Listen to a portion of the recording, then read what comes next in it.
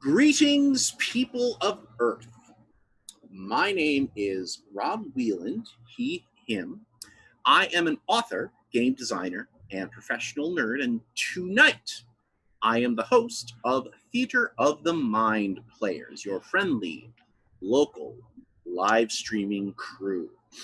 Tonight we have gathered here to play what I consider to be somewhat of an unusual game. And that game is Things from the Flood. Oh my goodness. From Free League Publishing. Things from the Flood was the lead game designer was Nils Hintz. Nils Carlin was the editor project manager. The game design system, or the game engine, the Year Zero game engine, was designed by Thomas Harenstam. There was additional writing by Ricard and Troya and Chris Ainsworth. And the creator of the Loop universe is, of course, Simon Stollenhauer. Now, some of these names likely sound familiar to longtime fans of the show because this is, in fact, a sequel game to Things or to Tales from the Loop. We're gonna do that all the time. Tales from the Flood Loop. Yes. flood thing sweet. Tales from the Loop, which RoboCop's is mom's house. Right, at RoboCop's mom's house. Oh man, that's a deep cut from. Well, I'll explain it to everybody at the at our first break. So, Tales from the Loop was a game that we played last year, and for those of you unfamiliar with it, it is, first of all, go watch our damn show from last year. But it spoilers. It is. Yeah, there's going to be some stuff that we're going to be referring to here that's probably going to be better explained if you go back and watch that show. It is a game set in an alternate 1980s, full of strange science and wonder, if that sounds shockingly like the premise of Stranger Things. As it happened, Tales from the Loop, sort of the RPG end of it, came into play right around the time that Stranger Things was getting popular.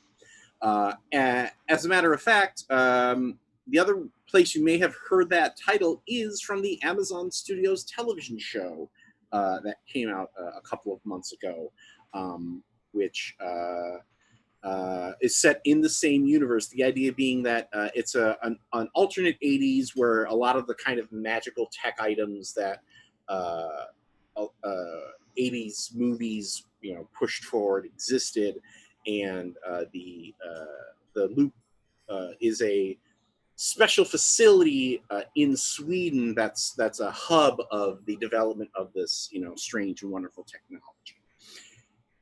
This game tonight, Things from the Flood, is a sequel to that, which pushes the timeline forward into the 90s, and it is now a few years later. And much like so much of the 90s, everything is darker and grimmer and sadder, including the lives of the kids whom that took part in our first season of this show.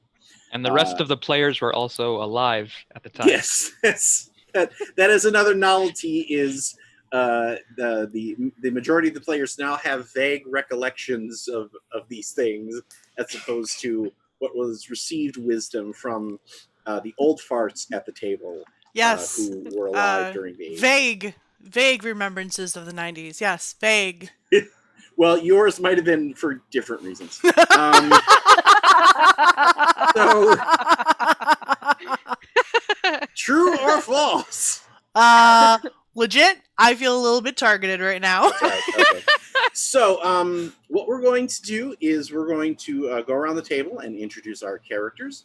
And what I want everybody to do is to say their character's name, to say what they were as a kid, then tell us what they've become as a teenager, and to remind or to tell us what their kid's favorite song is right now. Before I do that, I have one more note to make about time. as this show is set in the 90s, which is now a historical period, 30 years ago. the Rob, you're making us yes, feel old. Stop it. yes. Oh, yeah, you feel old. Okay. I'll eat that one for everybody. You guys go fine.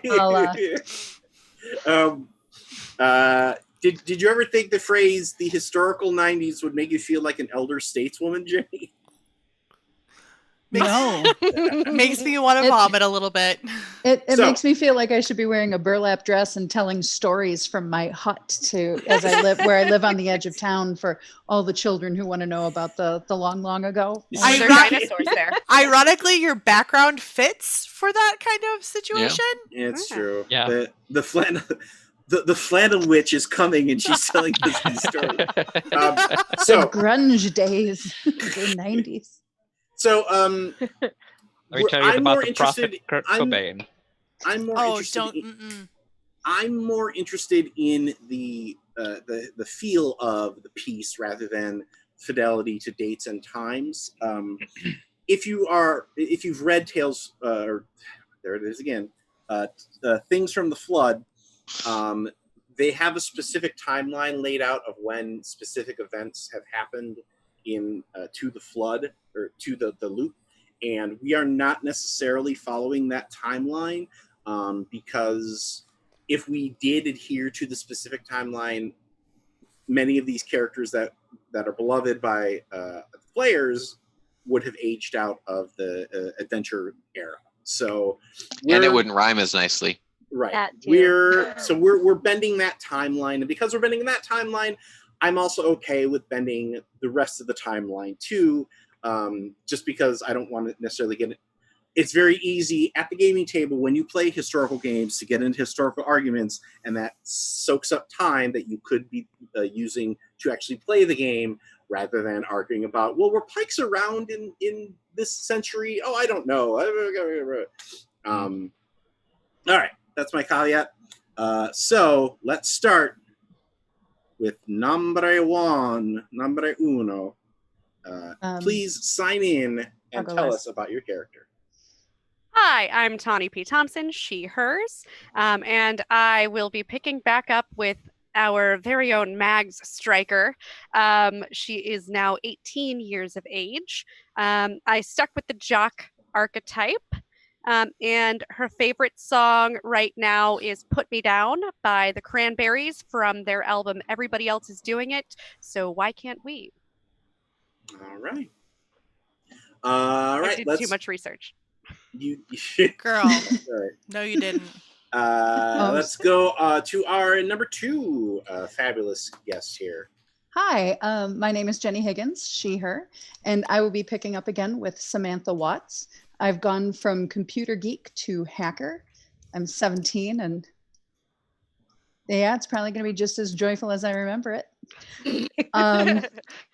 So just really kind of focused on that, not paying attention to much else. Very like, this is as social as she gets pretty much. Otherwise she's just sitting in front of that screen. And my favorite song is Halcyon and On by Orbital, because I love you that spend song. a lot of time in front of a screen to that as your soundtrack. So Nice. Love it. Number three, please sign in. I am Ethan Eichstead Anderson, and I will be playing Olaf Olsen. He was the Hick. He is now the Motorhead at age 15. His favorite song, if people ask him, it's Eben Gron. We're only in it for the drugs, but there's a small part of his heart for Roxette's Joyride. Roxette is no joke. I will fight for Roxette. Preach. All right. Our number four, sign in, please. Hello, I'm Tony Cheek, he, him. I am playing Alex Weber. The first time around in Tales, he was the popular kid. This time around in Things, he is the rocker. And as a rocker, his favorite song is Say It Ain't So by Weezer. Oh, Ooh. so good. That is my number one karaoke jam, by the way, Tony. So I'll have to sing it the next time that Earth is available for group things. someday. Number 5, please. Hello, everybody. I'm Jordan Fishburne. I will be playing Veruca Rue Johnson, who used to be the weirdo, but is now the seeker. She is 16 years old at this time period, and her favorite song is by Snap, The Power. Oh, it is getting kind of hectic in here as we go to our final theater member here. My name is Sarah Babe, she, her, they, them, and I am playing Melanie Weber, who previously was the troublemaker and currently is the raver. All right. And what is her favorite song? And my favorite song is by The Prodigy, Out of Space, off of their first album. Okay. I think I have to say I think everybody had a ton of fun diving into the music from this era, and picking out not just picking out their own song, but also clicking past and being like, oh yeah, that song. Oh my, that kid. Oh. So I went into a deep Prodigy rabbit hole, and it was amazing. I learned way too much about Dolores O'Riordan that I probably never needed to know. So I picked this song pretty much right away, but I listened to so much techno after I picked this song that it was like a lot. Made the playlist, so I had like 10 songs I was debating between. I have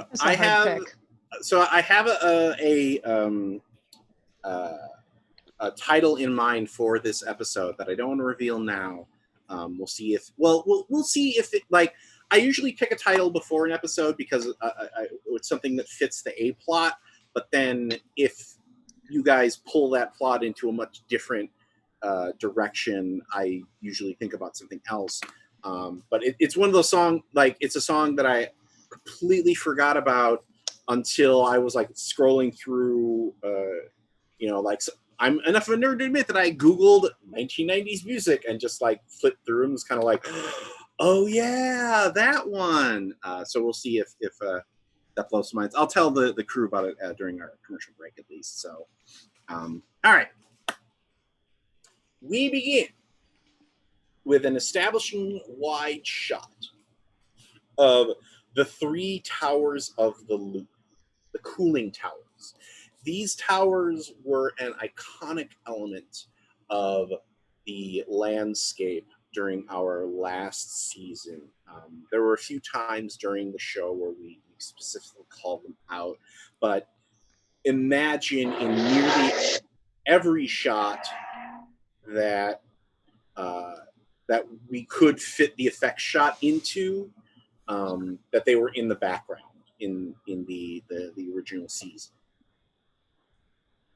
And they were iconic because of the strange blue glow that they emanated as steam and fog kind of diffused out of them and tumbled down the sides.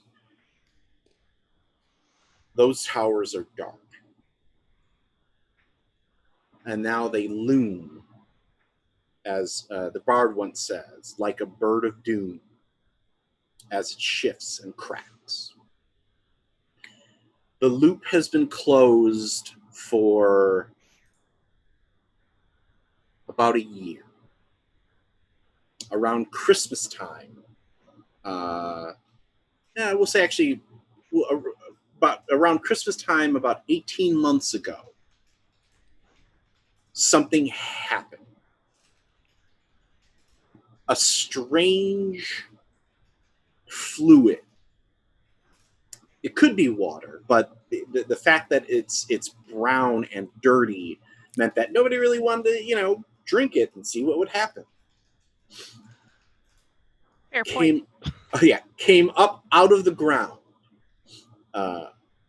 around both the Swedish loop and the American loop located in Boulder City. And that water spread out away from the facility and affected the farms, the towns, the living facilities, and everything that had grown up around the loop to support it. This began a rapid fall of the dominance of the loop facility, as it was once this hub of economy and technology, where people from around the world came to work inside this top secret facility and develop all of this strange, wonderful technology. And in this short span, this 18 months since then, it went away. The nationalized organization that once owned the loop, Reichsenergy, was bought out by a private company named Krafta. And the two things that Krafta has done with the with the loop and the things around it have been painting their logo on it and shutting it down as much as possible. And when a big facility like this shuts down, there are ripple effects that are felt throughout the world around it. Many of the adults, many of your parents, grandparents, and other people like that whose family worked at the loop found themselves out of work or found themselves suddenly thrust into a different ecosystem of corporate synergy, where once they worked for the public good. And those changes have, not only have those changes rattled you, but so have the changes of burgeoning adulthood. You were kids, and the problems that you have now are multiplied and magnified because of the changing situations, your own hormones, the shifts as you all consider the identities that you had versus the identities that you are trying to have. So, on this day in summer, there is a strange feeling of nostalgia in the air, because Sam has lobbied long and hard to essentially get the band back together. Like, you still are in contact with one another. You still go to the same school. You know, but, and I don't need to tell you that the people that you hang out with in grade school are usually not necessarily the same people that you hang out with in high school, and those relationships change, and they are tested, and they are pushed, and they are pulled. And in these next 5 episodes, that those changes and that tension is going to really come into focus. So, Sam, the reason that you have lobbied so hard to get the everybody to come together with you today is because you have made arrangements with Leanne, your friend from the Boulder City Loop, to come and stay with you and your family for the summer. And our so I think what we've done, as I've been telling this tale, as I've been doing my spiel here, is imagine a bunch of establishing shots that show how things have changed within the time period, like the dark the dark cooling towers, the old mall that has a bunch of different stores that you don't recognize or remember, the small changes to the grade school that that have happened in the intervening time, and then finally at your house, where you are getting final arrangements done before you have to go and pick up Leanne at the airport.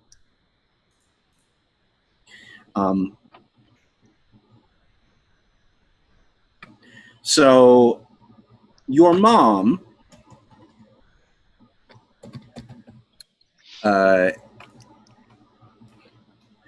is one of the people who made the transition from the state-owned loop to the corporate loop. But that really hasn't changed her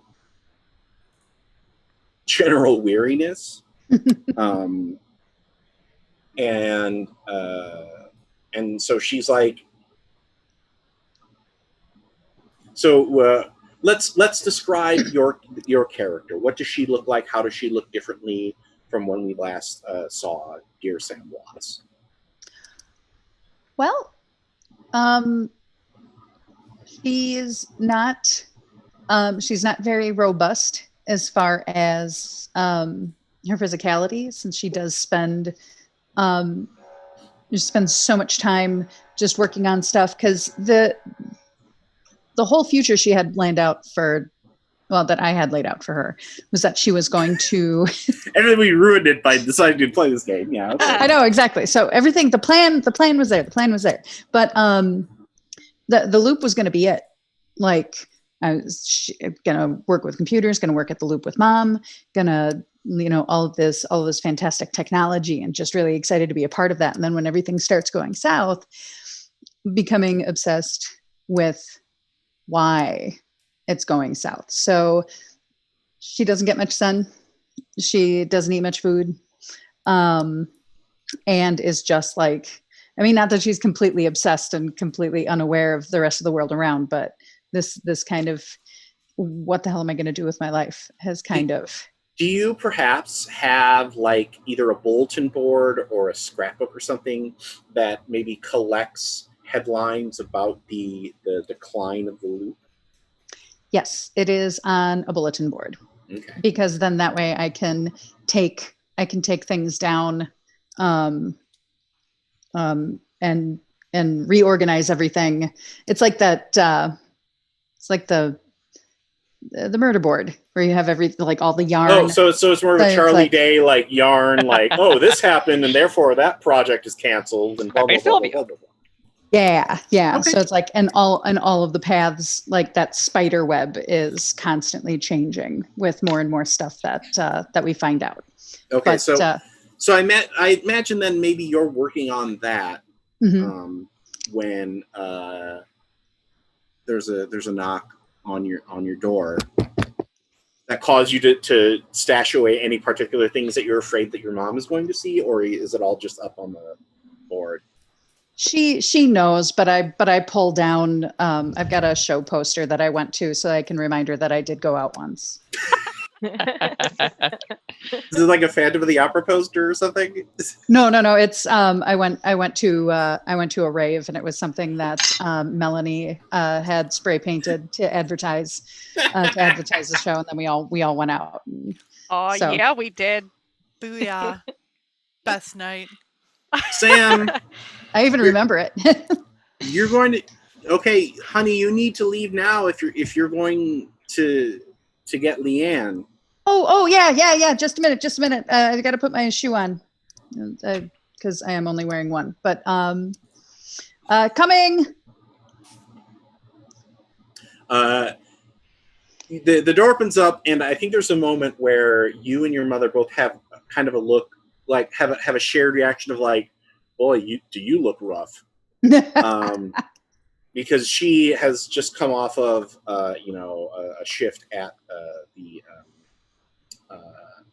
in the kitchen, so she's like, I think, whereas before they were relative, like, so now I think she I think she's still wearing some kind of uniform where she didn't have to do that before, and she's like, you're sure you don't just want me to go get her? Oh no, Mom. You get some sleep, and man, I really wish they'd change those uniforms. Krafta doesn't need to even brand their people.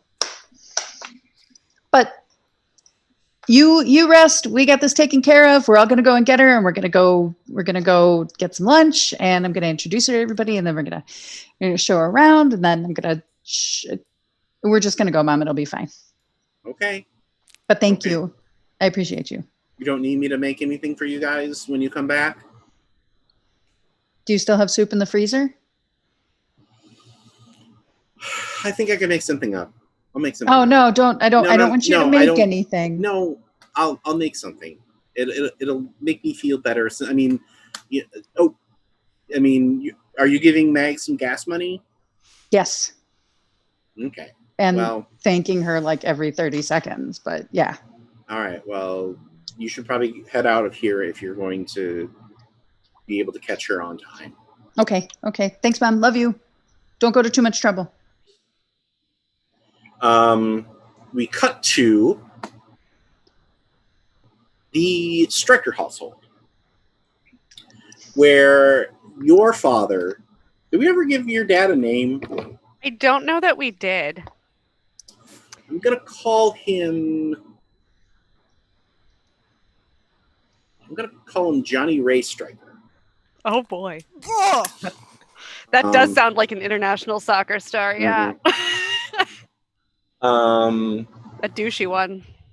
Well, I'm glad that you said that because he has just said one of the most infuriating phrases that a teenager can hear. oh hell no. I threw it out because you didn't need it anymore. What do you mean I didn't need it? It was a sad piece of leather that barely looked like a soccer ball, Mags. Well, there's a reason for that. I've been using it since I was... God, I don't even know when. Well, are you wearing the same clothes now? Well, would they fit? That doesn't matter. If you're going to be practicing with good equipment, you don't need that piece of slag anymore. Like a memory. It's a commemoration of all of the things that I've ever... Oh, were you going to hang it on the wall then? Well, maybe I would have. Someday. A fat lot of good it's going to do you practicing now. Besides, you haven't used that thing on the field in years. Well, because... Why would I use it on the field? Like I said, it's like a commemoration. It's a memory piece. Jesus, I need to leave to get to the airport. Oh, I hate you. Oh, so you hate me now. Is that it? Yes. If you hate me so much, then why don't you give me those keys back then? No, I have to go and help Sam get her friend from the airport. You already said I could. It's too late. I'll let you go as soon as you apologize. Low blow. For what? Are you going to apologize for throwing out my ball? I don't have to apologize for being your father.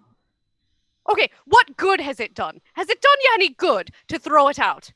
I threw out a bunch of your old stuff that you don't use anymore. Which stuff? I don't know. I threw it in the bin. It's gone. Which stuff? It's getting a little real, guys. I need to go. I love that everybody else is clearly in yes, I remember when I had this argument with my parents.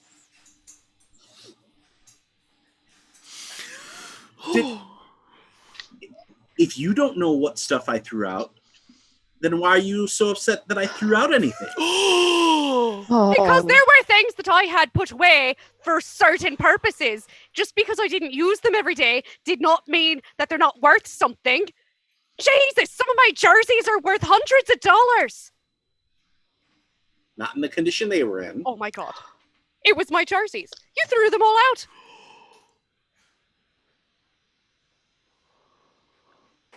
I can't believe it.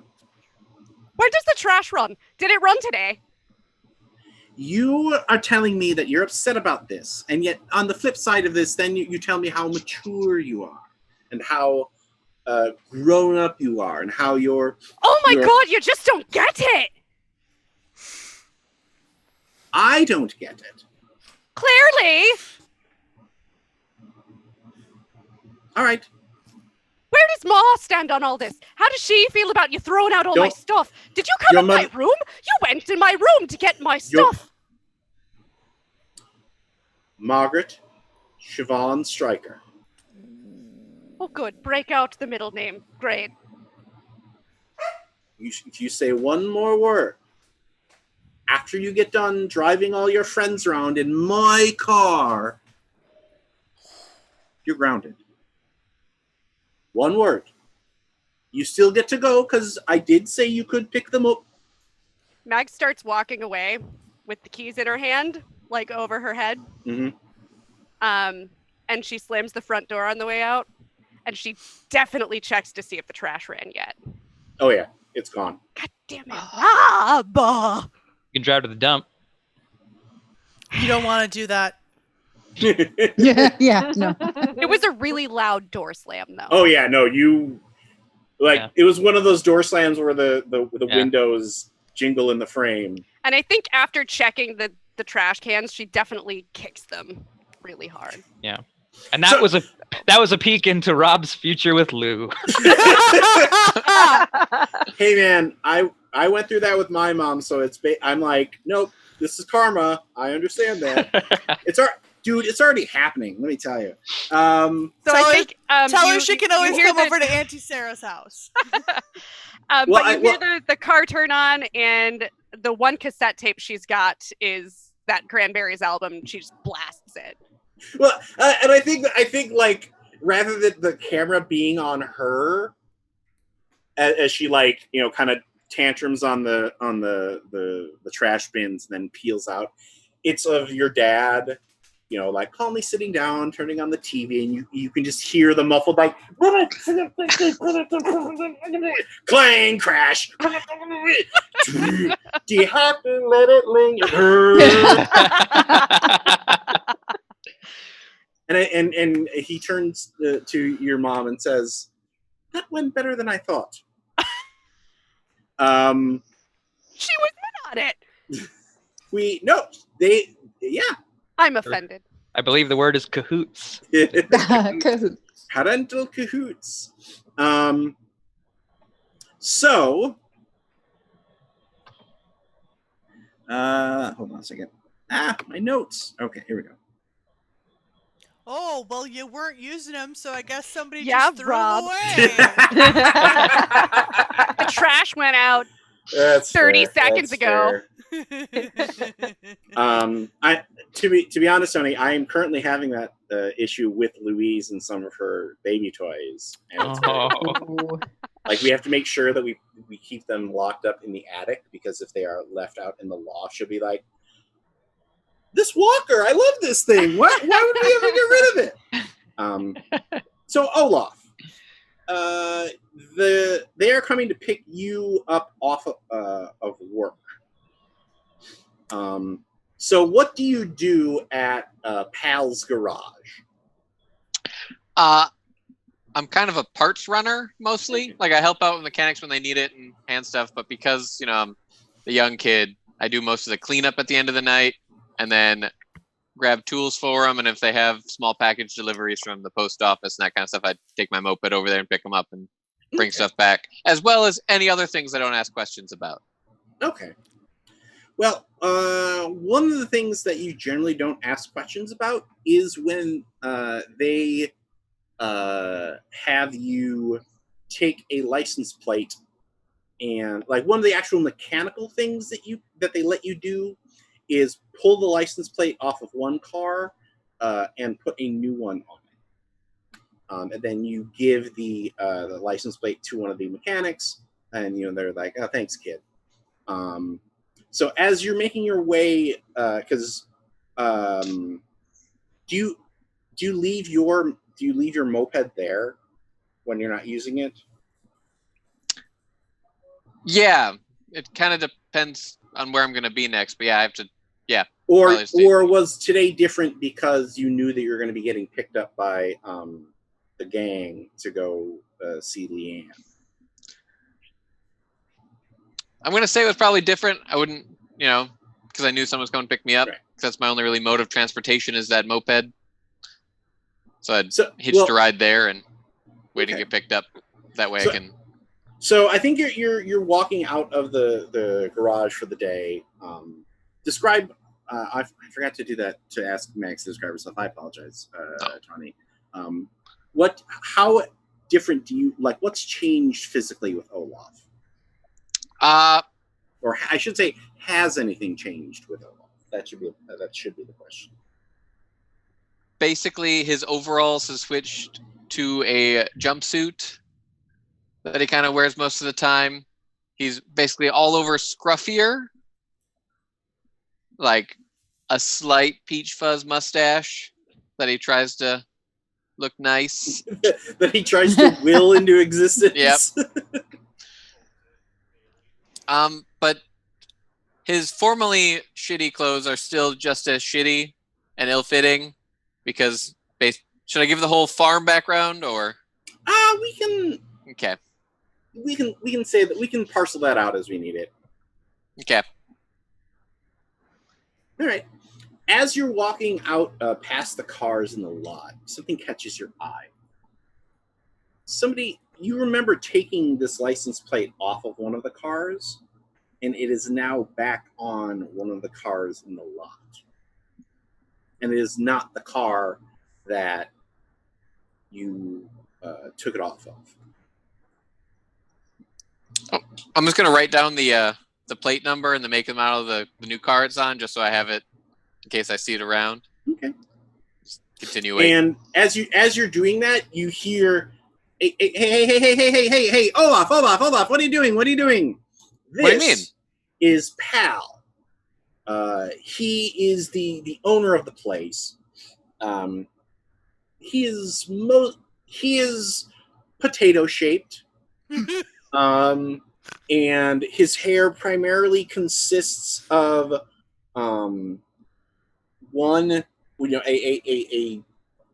a trio of strands that is zero mistel like pasted across the top of his head.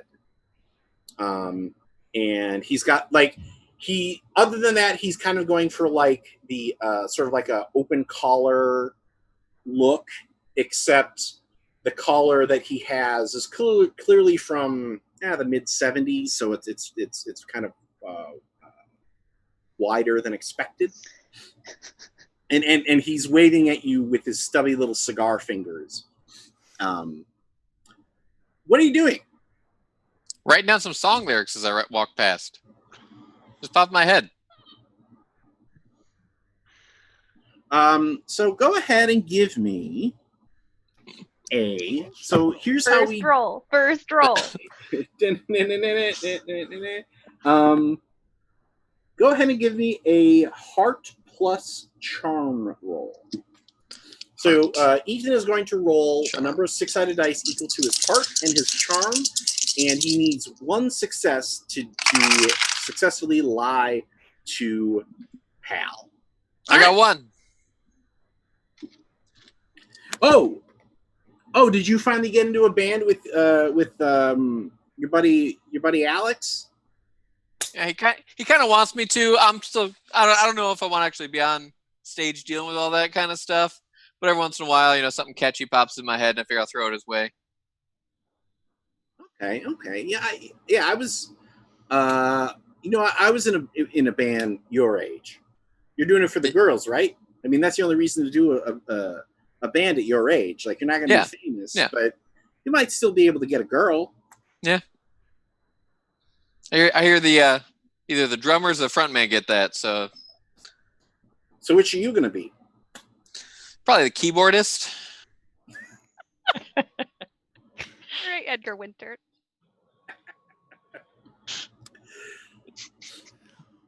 Get the guitar going. Look. Well, listen.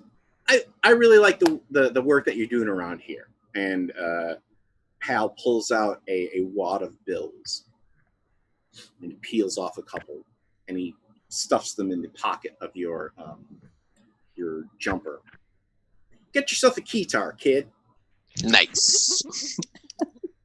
Are you Um, like working at the Swedish mob? Is that what that Yes. He's working with the Swedish mafia when they were actually a mafia and not just an electronic group. Yeah. I hear them fly like a G6.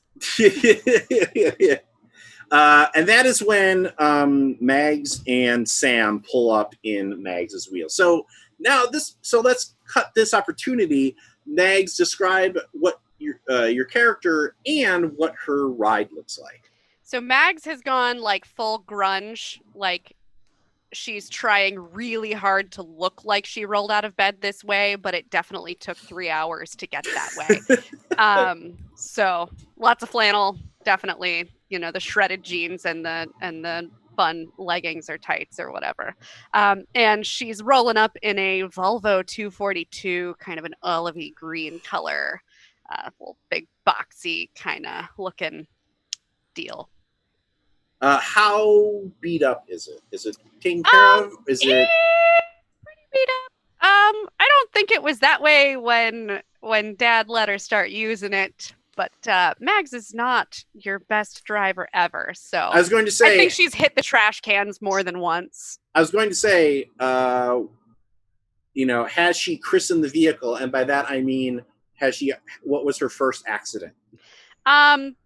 Probably the first time she ever pulled out of the driveway hitting the trash cans. She just blew them all up? All right. Oh, yeah.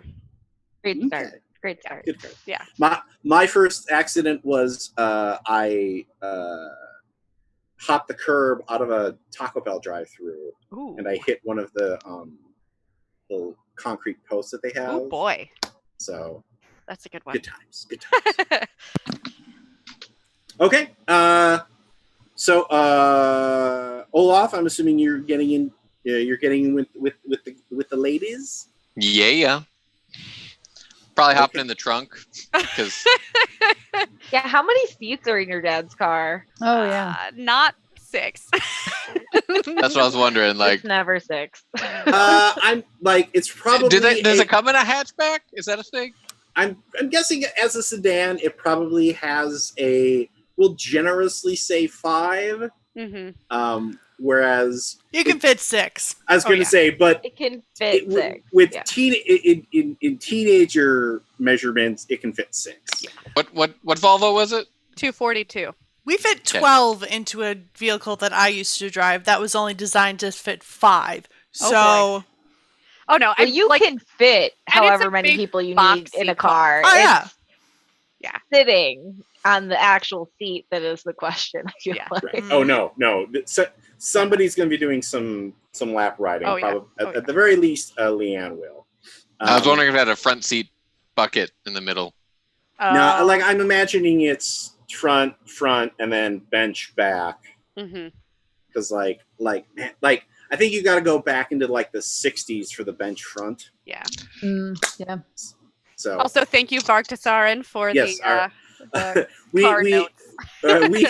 we have a patron who is actually from Sweden who has been sliding us inside information. So we appreciate that. Thank you very much. All right, let's go to. It has been confirmed 2 bucket seats and a bench. All right. Nice. Center console. Oh yeah. Yeah. I feel like stick shift in between the legs. Well, no. Well, I was going to say there is also the B seat where if you sit in the axle well, like in front of the bench seat, that's like that's also a like teenager move of like, somebody's got to sit there. Okay, so Alex, I have a question for you. Yep. Where do you go when you want to be alone to write lyrics?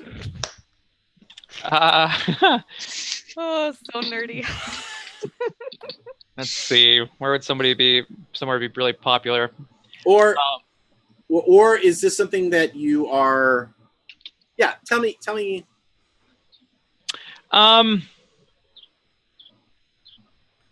I think it's one of those things where he like there's like an outdoor, not an amphitheater, but like there's an outdoor like stage for like, you know, Shakespeare in the park.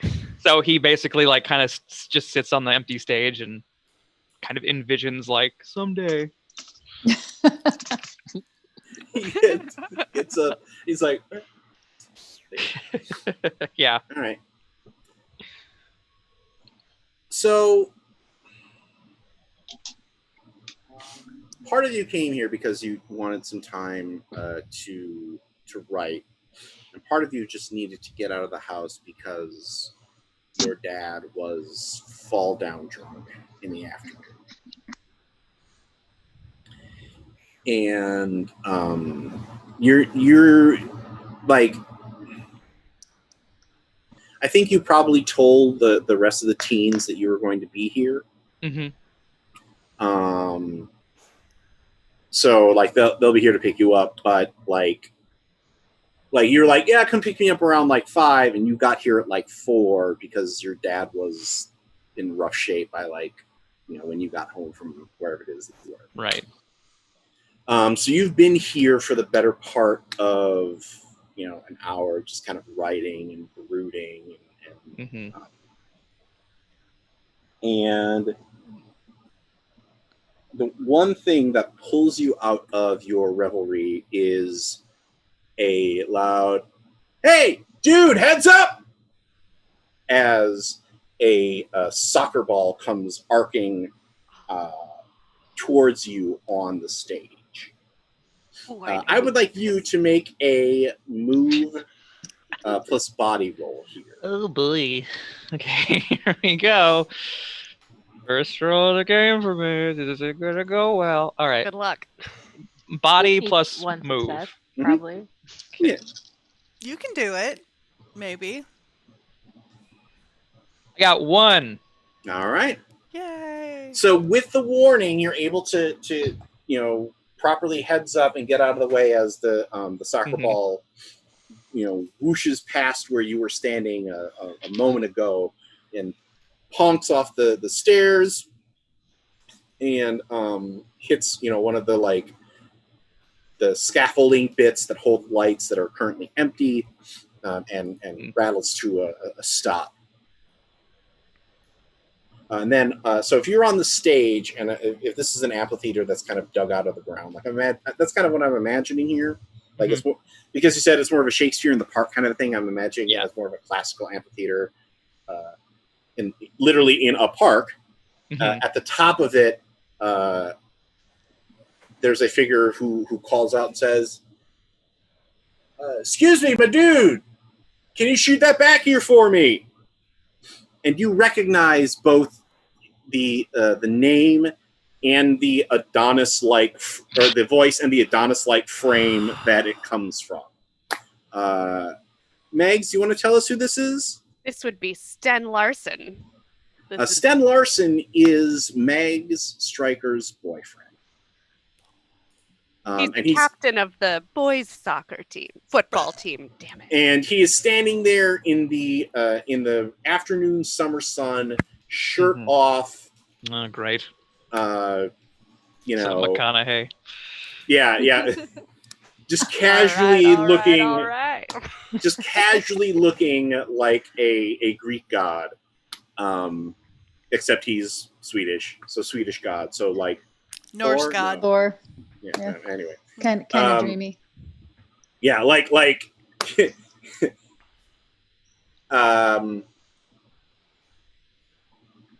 little help, buddy. I pick it up and I'm like, wow, almost felt like you were aiming for me. I toss it back. Okay, give me a body plus force roll here. Ooh. Body plus Your force. goalie? And I got nothing in force, so here we go. I got a 6. Hey. Like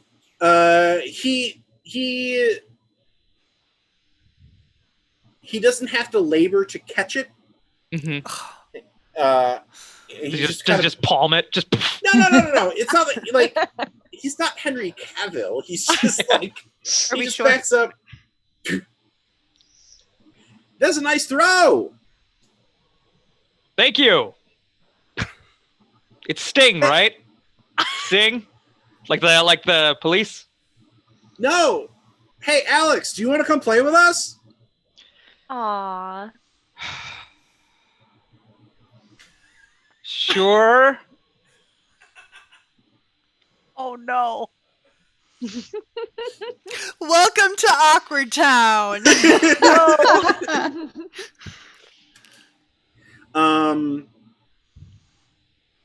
So you chug up, and of course he's there with about a half a dozen other completely ripped dudes. Like, we're talking like Top Gun volleyball, Right. And they're definitely playing shirts versus skins. Yeah. Oh, And yeah. I definitely think that Alex has that, like, how hard could it be kind of attitude. Ethan, you're on mute. Yeah, I threw this ball good. Yeah. You use your hands, right? Okay. So do you want to be on my team, or do you want to be on shirts? I'm currently wearing a shirt. Let's stick with that. Okay. All right, cool.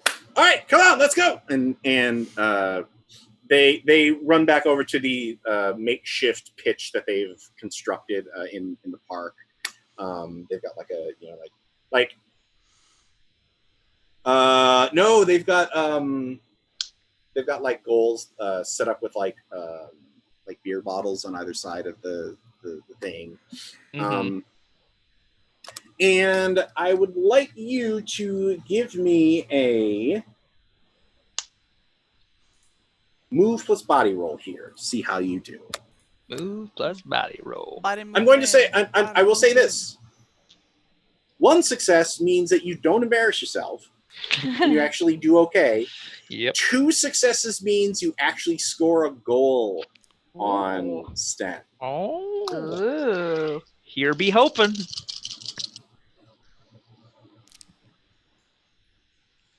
Got 2. Oh damn. All right. Ooh, yeah. Did not expect that to happen. So tell me how you score a goal on him. Is he playing goalie? Or is he in the field and you do like a sick slow-mo power move? Like, what do you do? Yeah, I think it's one of those things where I kind of like, I don't actually do much. I think I just kind of stand like near the goal, and one of my team actually like kicks me the ball, and like, it's one of those like, take the shot, and I think I just gotta go like, all right, and I kick it really hard because I don't really know what I'm doing, and I think it just kind of happens that it lucks out.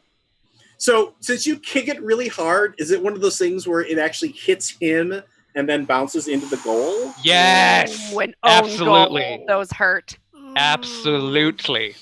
Okay. And so poof, and it then kind of dribbles behind him into the goal, and your team is like, yeah, Alex, woo!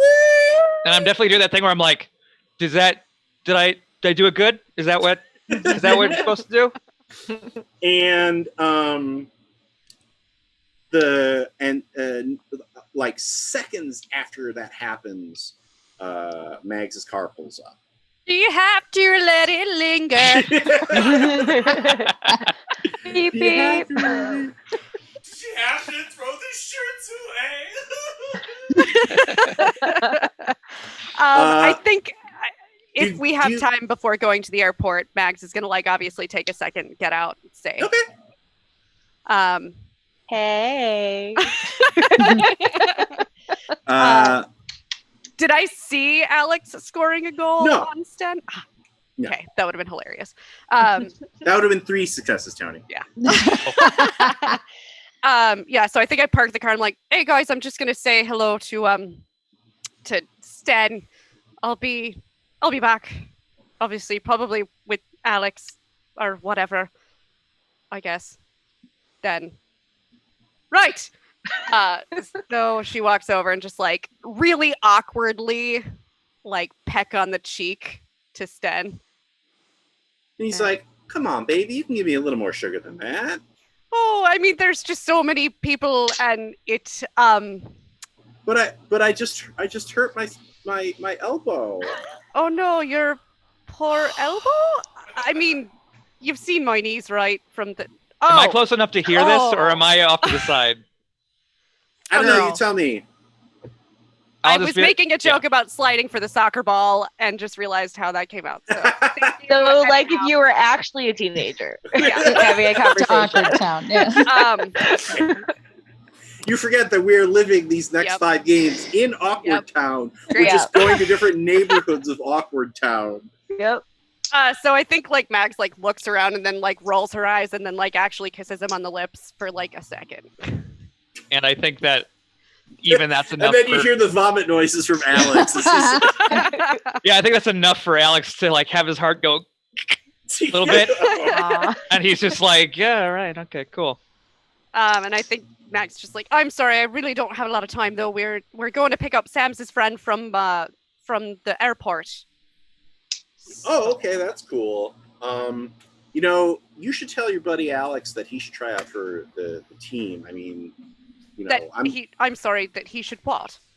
did he try out for the team? Is he still in school? Because, you know, like I'm leaving, so No, they're gonna need more things, and he just scored on Ben? me. baby, love, no. Why not? Why not, baby love? I gotta go. You absolutely both call each other baby love. Oh I my think. god. Ugh. No, wait. You call him baby love. He calls you love baby. Oh god. Oh. We're gonna No. retcon that and come up with something better. You started it. Yeah, that you was You that did was start two. That was 2 words. That was baby, love, no. Why not? uh Why not sugar nose? What about this? He's desperately trying to make some kind of cutesy nickname happen, and it's every time it's just clang. Like it's the reverse sparrow is what's happening here. Yeah. I don't know about sugar nose either. Keep working on it. Also, just no, bad idea. Just Honey elbow. I have so many. To Send me a list, suggest. Jordan. Okay. I will read your list. no. I 100% will send you a list. Jordan. So anyhow, Jordan, it's going. you probably tomorrow though, or Yeah, no, Okay. whatever you want to do. sure. I think as they're talking, Alex just kind of has that like, he's kind of looking at them, so, like give him side eye as he slowly walks to the, like keeping an eye on them, but he's like walking to the car. Yeah, like I'm definitely imagining a variation on the Michael Cera Snoopy walk from Arrested Development as you get to the car. Yeah. And I do want to give you a moment of where you get in the car and everybody else in the car is kind of like, so Who's all in the car besides me right now? Sam is. I think it's just Sam. I turn to them, I'm like, did you totally see me score a goal in that douche? Nope. Damn it. Do you think Mags did? I don't think you did. That's harsh. Olaf. Oof. Why am I friends with you? I don't Do you see that guy? Yes, I do see that guy, and I totally scored on him. I believe you, but if It Meg saw was it, rad. she would talk about how she doesn't believe it. But she might talk about how she scored on him. Do you want to open that I door? see Mags go for the ball and like have a quick like play off for like a half second with him before coming back to the car Gross. and wins. Just No, like I think maybe you do like a bounce pass thing where like he does like the knee thing and then The you juggling, do the knee thing yeah. and then like you have your jock handshake and you go. Fox. All right. jogs Next, back to the car. Next, we go to the Johnson household, where speaking of cheesecake or beefcake shots, Dr. Mr. Shielberg is in front of the house with his shirt off, push mowing Johnson lawn. Girl. Aw. Dr. Girl. Mr. Spielberg. He's not just out there going like, anybody up for a game? Just do some Terry. That's just what it means when your shirt's off in public. Like anybody code. Actually, so we're not being totally exploitative. Let's have him coming into the house as he's like putting his shirt back on and kind of buttoning it back up. What is Rue doing as he is walking in? Rue is sitting on the kitchen counter with a pitcher of I don't think Sweden really has lemonade, does it? They have lemons. Yeah, but it's like lemonade's not really a thing outside the US. Is it? It is kind of. France has limonade, which is To be fair, it's not like the same thing. You are still kind of the weird kid, so it would make sense to me that you would be drinking lemon water without any sugar. They have. Okay, that's what I got. Okay. Apparently, Sweden has iced coffee lemonade. Is that? That sounds really good. That sounds really, really good. I'm It's gonna have to either really Google good that or later. find terrible. a recipe and Yeah. find out. I feel like if an entire country has it, it's probably passable at minimum. Entire countries Well, have lutefisk too. That's very true. Thank you. The article actually quotes Jordan by saying, "This iced coffee lemonade from Sweden is really, really good." There we go. There we go. So the article is in group chat. Okay, thank you. The important things. So she has some sort of lemon drink in like a pitcher, and she's having a cup and she pours another one and holds it out to him, and she's sitting on the counter and kicking her legs back and forth. He grabs it and sips it. Did you catch that episode last night? Of course I did. Dude. Why can't I just... Uh-oh. Did Jordan freeze? Oh. Hey. Okay. Did I freeze? Yeah. A little bit. You did. Oh. Did Why you catch can't- my comment about No. how much... You said, why can't I just? Okay, thank you. Why can't I just marry Scully right now? There are a lot of reasons why you can't marry Scully, but I'm not looking for realism, Doctor. clearly not if you're still calling me Doctor, okay?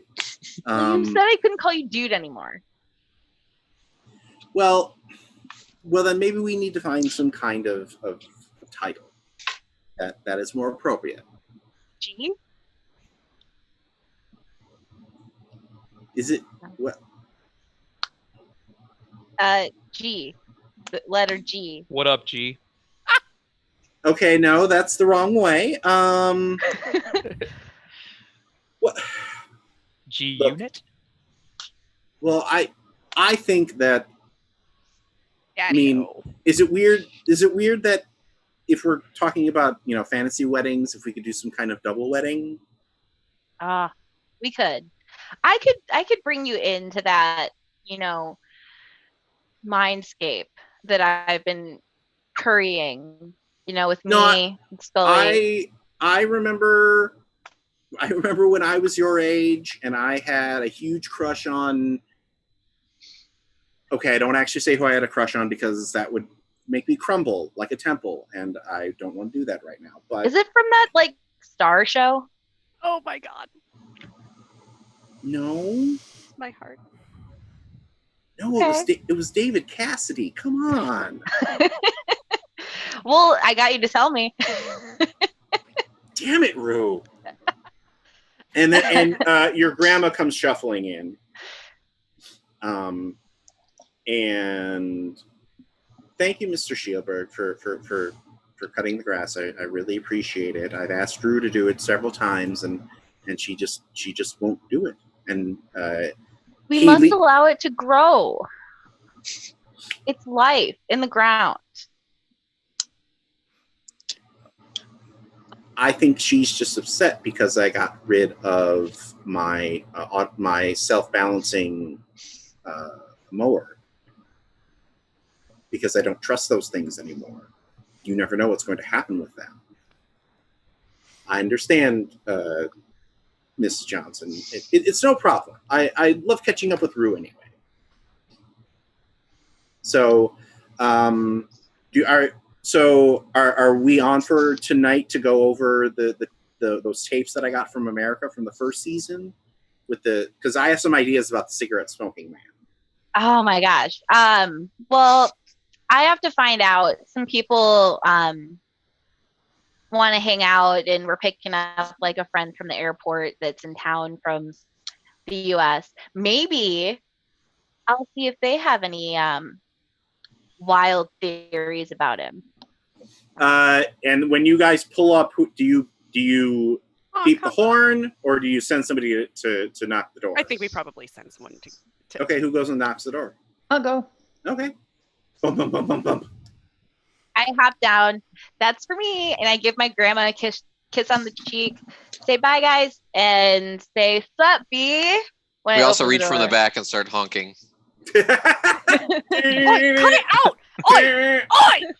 Driver only on the horn.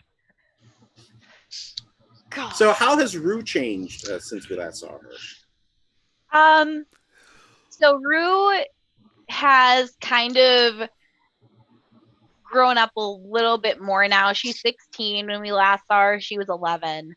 So obviously taller. That's what happens when you age. She wears a lot more darker colors now. And like choker necklaces. She has mostly chokers and then just like an ankh pendant. But she keeps her hair long, and she dresses a little bit more girly now. So now she's like more likely to be wearing skirts and like long socks and that kind of stuff. She doesn't really dress as grungy as I was initially going to go, but so maybe kind of hippie / light goth. yes. Okay. Yes. So like the dark makeup, but still like a big floofy flower skirt. Okay. Okay. Yep. And we cut to the record store. Or as it is now as it is now understood to be, a record / incense / skateboard Head shop. / head shop, essentially. A lot of record stores had to diversify into the sort of, one-stop shop for teenage accessories, and Mythology is no different. So what was once a space that was jammed full of records of a variety of types, like that space in the store is much smaller and mostly comprised of CDs. But now there are racks of T-shirts and like skater shoes and incense, and there's like a couple. There's like one rack of like practical joke, like fart spray and novelty stuff and all that stuff, and then one of those big poster Bible racks where you would flack it open and. Sorry, I'm yeah, everybody just took a big Tony Montana sized hit of nostalgia. Sorry.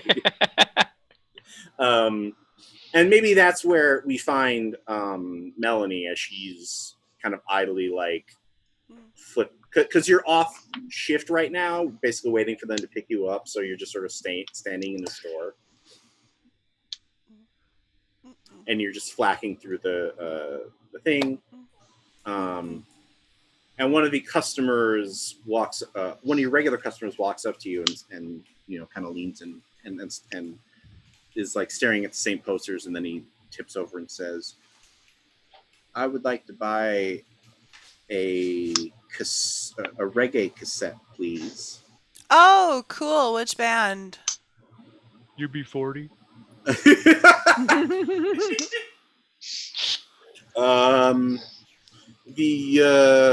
The Rastafarian.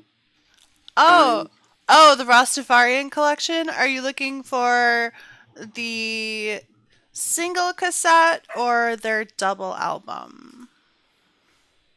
Just he reaches into his pocket and kind of like probably just a single cassette. Okay, cool. So you really like that music? Yeah. Cool. Let me go grab that for you. We have them in the back. I'll be right there.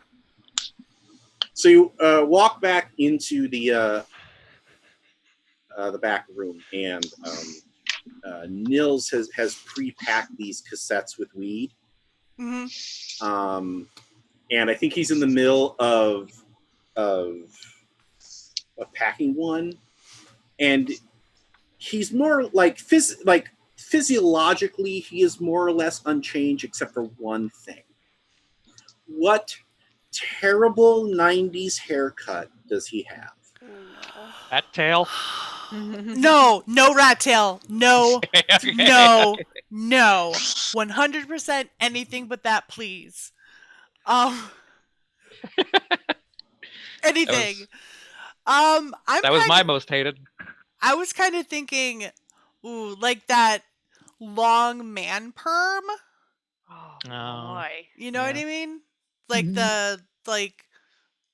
from like the hair metal rock stuff. Oh, so like a Bret Michaels kind of look? Yeah. Okay. Like Right. maybe a little bit of trim, like not like it's not short enough to be a mullet, but it's like fluffy. It's weird. Okay. Not doing him any favors. Right. No, not it never did anyone any favors. Wow. And he looks up. Hey, Rastafarian. That's the last one, and he picks up the old blank cassette and hands it to you. Thank you. Do you think you can close the store tonight? Well, I've got some people coming to pick me up because I've got a friend who's coming from the United States. So You should have told me. well, like I have a connection there. in the States? Yeah. Oh, It's actually cheaper to come up through. Never mind. Oh, what? Okay. I mean, like, I'm not even working now, so I don't know why you'd expect me to be, like, closing the store now. You're not working now? What are you doing in the store then? I was looking at the posters. You know I love the posters. Who do you send in to go fetch Melanie when you arrive? Who's the fastest? Go grab my sister. Yeah. Go get your sister. I feel like yeah, okay, fine. That's good. Okay. That Aru is small and fast, so Yeah, I can definitely Yeah, it can be go. Rue if you want. Yeah. she's probably sitting on the edge somewhere too, so that she can sit Yeah. on someone's lap later. Before like the car fully even comes to a stop, I have the door open and I'm going. Okay. I like jump right in and I give Melanie a hug from behind. We're here. Oh my god, Rue! Hey. Oh, you're my favorite person to see. Employees only. Oh my Do god. they not teach you how to read at that school? Oh my god, No. Neil. Why are you being such a downer? Seriously, My it's bad. just My Rue. bad. He points at where the cassettes are all stacked. Like, I don't want anybody to ruin my vintage collection of cassettes. Okay, fine. I'll go. I'm out. And I back through the employee door and like just stand there. Like you can still see your feet sticking in under the curtain. Like, Yeah. All right. Well, I'm gonna go give this cassette to the guy who paid for the vintage cassette because that's what I do. Yeah. Give me. Well, he paid already, right? Then give me. Well, here, hold this. Let me grab it. Hey, I need to ring you up in the back. Can I get your money, please? No, just I'll handle it. You go with your friend, all right? All right, cool. He's looking for Nice. this one. I'm aware of that. Thank you. Right, just making sure. Gosh, communication is key. What's your deal? Oh God. Rue, I am so happy to see you. And Melanie like grabs you by the hand and is just like so happy to see you. I shake our hands. I'm like, we gotta go. Like they're Okay. waiting for us for sure. You don't want to see the super cool poster we just got in because it's super cool. Yes. Okay, we can do it real quick. All right, cool. Flashback to the car, and all you hear is Mel telling everyone about how terrible her dad is. Or Mags, you mean? Yeah. Yep, sorry. Yeah, Max, you are. Wrong M name. Like if you look at it just right and like for long enough, you can see a schooner in it. Are they gonna get any of your brother's posters in here? It's not a schooner, it's a sailboat. You dumb bastard.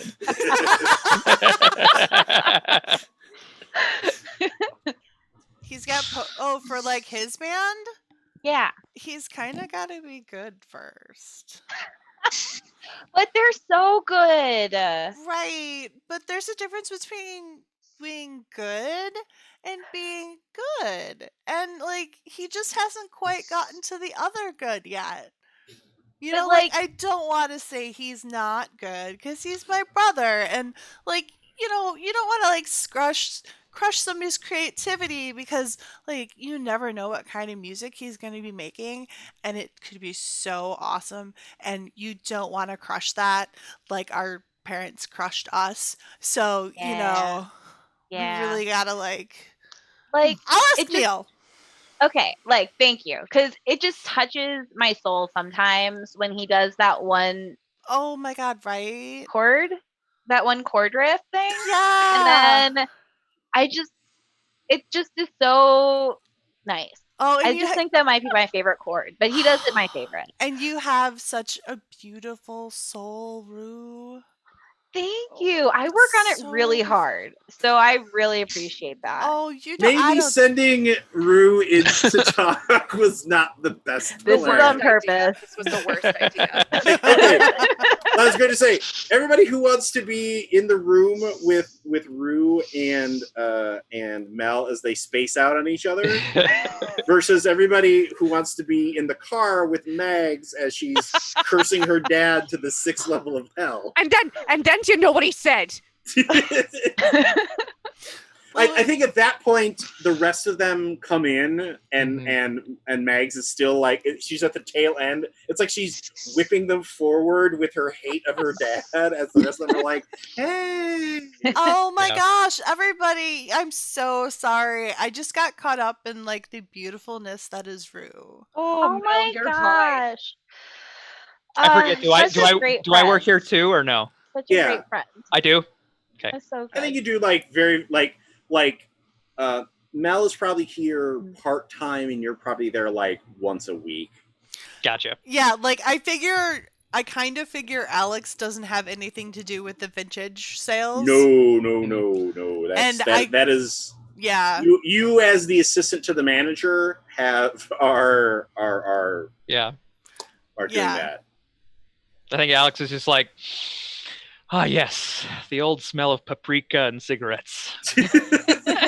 It's patchouli. Okay. Oh, is that what it is? Yes, it's patchouli. You should know this. You work here. Oh dear My God in God. heaven. Do you guys have Zach turns guitars? up the music really loud to drown out. Wait, cut to Ethan's question is important. Yes, Ethan. I asked if they had guitars. Oh my God. No, this isn't. They don't sell instruments here. Yeah, we don't. But I could talk to Neil and see if he knows anybody Music who's gets got louder. guitars. Oh my So god, we Mags. cut to the car, or the six of you walking away from the car, heading into the airport. And It's parked very badly. Yeah. Oh, like- this is pre 9/11. Yeah, so you just walk right past everything, like it's all wide open, and I think the audience kind of has that moment of like, oh wow, I remember when airports were like this, and you check the flight number, Sam, and the flight actually, like, because of teenagers aren't really great at being on time to begin with. I built in And- extra time because I knew it was going to happen. Yeah. So Actually, smart. give Sam me is so a smart. mind calculate roll to make sure that you did build in enough time.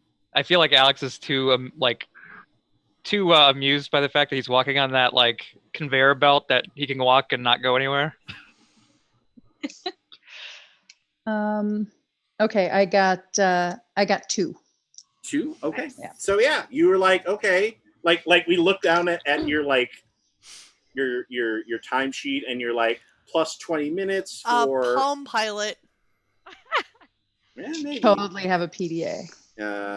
And But I don't plus do- 20 minutes for Melanie and Rue to space out on each other. And, Well, it's been a little while. I figured we'd have a little bit of catch up, and Jeez, And- I'm sorry, Sam. No I did not mustard, mean though. to make us this late. God, we were supposed to be here 25 minutes ago. we're not late. What? We're not late. But you said we were supposed to. You did the thing again. I did. All right. The universe has a way of just getting to you to where you need to be Yeah. at the time you need to Oh, be. And Mel, what are you today, on right now? and Life- today, Life. We're looking for Continental finds a way. 1915. and see, like Sam is that reason that we're all here when we're supposed to be. Sam, you're so great. You're like our shepherd. Oh, dear God in heaven. Oh my gosh, can I be a black Is that sheep? trying to get me to go outside more again? You You should. can make you hit the Continental Gate just as the doors are opening, and there's that first rush of people as families are united, and there are already people coming off of the plane who are severely dressed in business suits, walking forward because they just want to get to the hotel and drink at the hotel bar and then pass out. What is the name Robots. of this? What is the name of the city we're in again? This airport is in Swedenland. Swedishville. I mean, I know we're on the Malaran Islands. right. Yeah. I'm gonna get killed here. So let's say It doesn't have to have a name. I was it just doesn't wondering. Welcome to Don't worry our about it. airport, everyone. Enjoy our quaint little town. I hope you had a good flight. Hope you had a good flight. you're like, Travel Mel, safe. what are you on? Are you high? What? Are you Oh, Drew of course she Barrymore? is. Is that a question? What? It's more of a how high. Like there's Yes. always like a basis. Oh, of it. like I mean, maybe. Well, you're like 5'4". Yeah. What? Yeah. How I'm high she is? She's like That's- 5'4". That's Oh a my long God. time. right? It's Right. not that Ah. high. Sam, what does Leanne look like? I'm going to just change the topic. Well, Good she's luck with gonna that. look American? like a person. well, no, you have a picture of her. Well- She Thanks, Mel. Thanks. she's blonde, blue-eyed. Looks like she is a California surfer girl. And by the time you ask that, Mm-hmm. everybody is off the plane, and Leanne is nowhere to be found. And that is where we will take our first break. Damn it! No. We'll be back in 10 As I- minutes. As I or slowly approach 2 the- weeks. We'll be back in 10 minutes for the second act of our It's a long break. A long break. Things from the Flood, our first Things from the Flood story.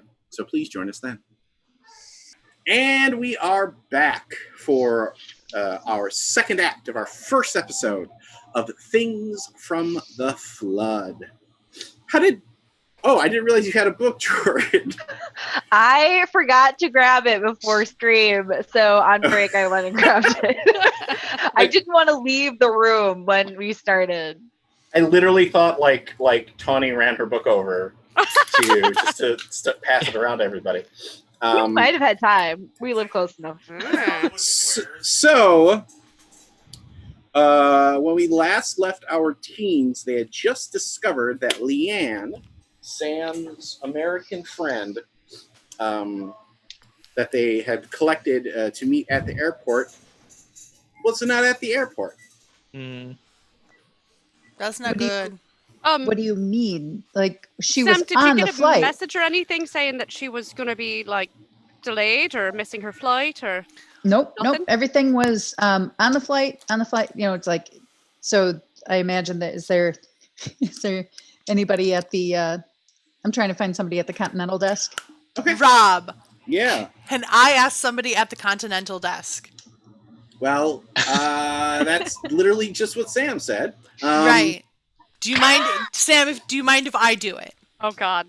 Well, one of you should take the lead, and the other of you should help.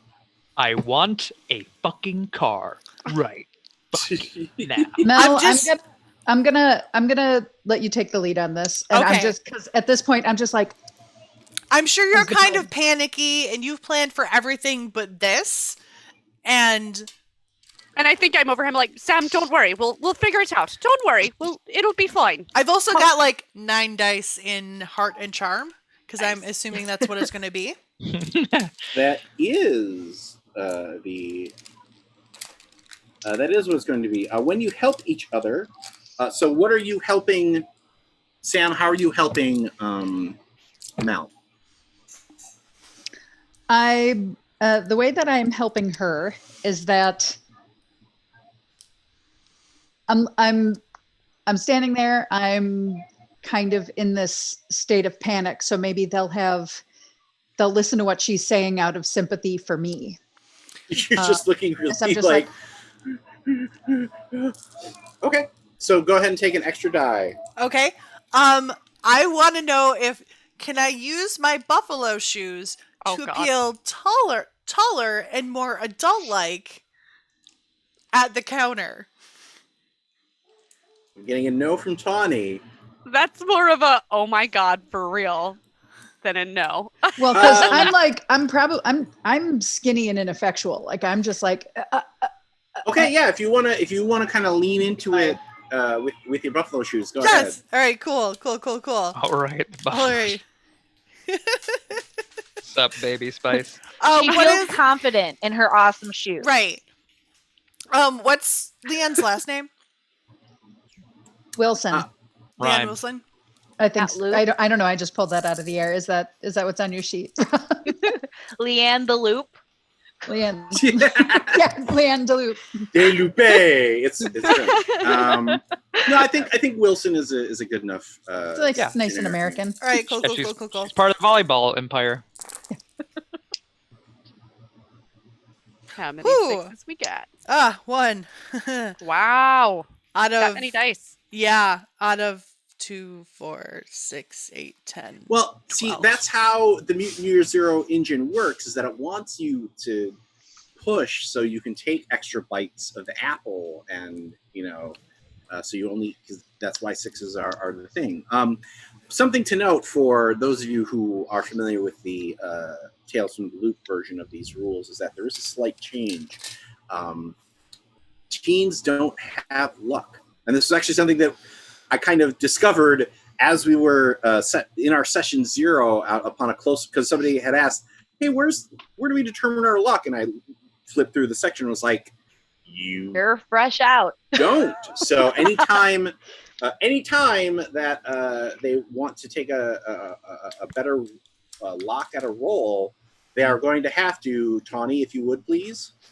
Shit. Push it real good. P.S.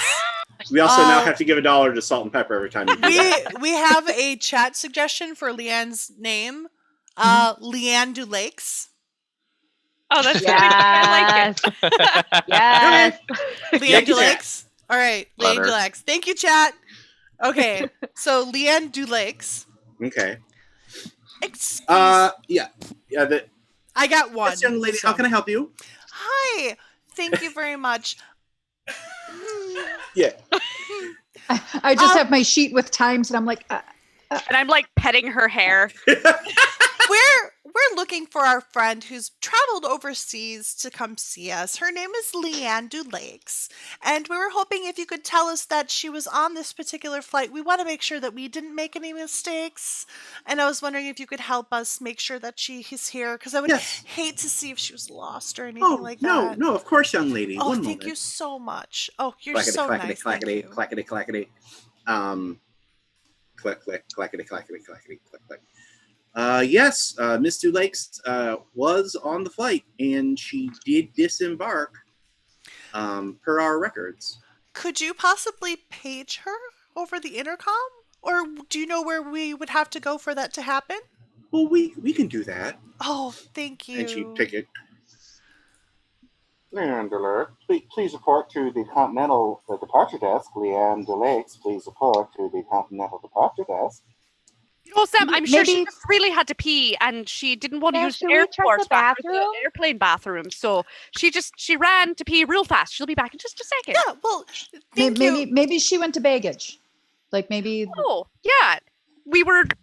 She just Maybe she went to the back. bathroom to drop off some baggage. You know what I mean? Really? Tony? It's not the time for Really, that. Alex? Alex. No, suppose- that is with completely with a change of teenage boy pressure, move. it could really- it's like, Really, How Alex? disgusting could you possibly How- be? ugh, How immature. But God. I'm going to the Ugh. bathroom. Do you have a picture of her? I do. Because that way, if you're going to the bathroom, her. Yeah. Well, I don't know how to say this, but I think she might have been arrested. What? What? Did she not bring her passport?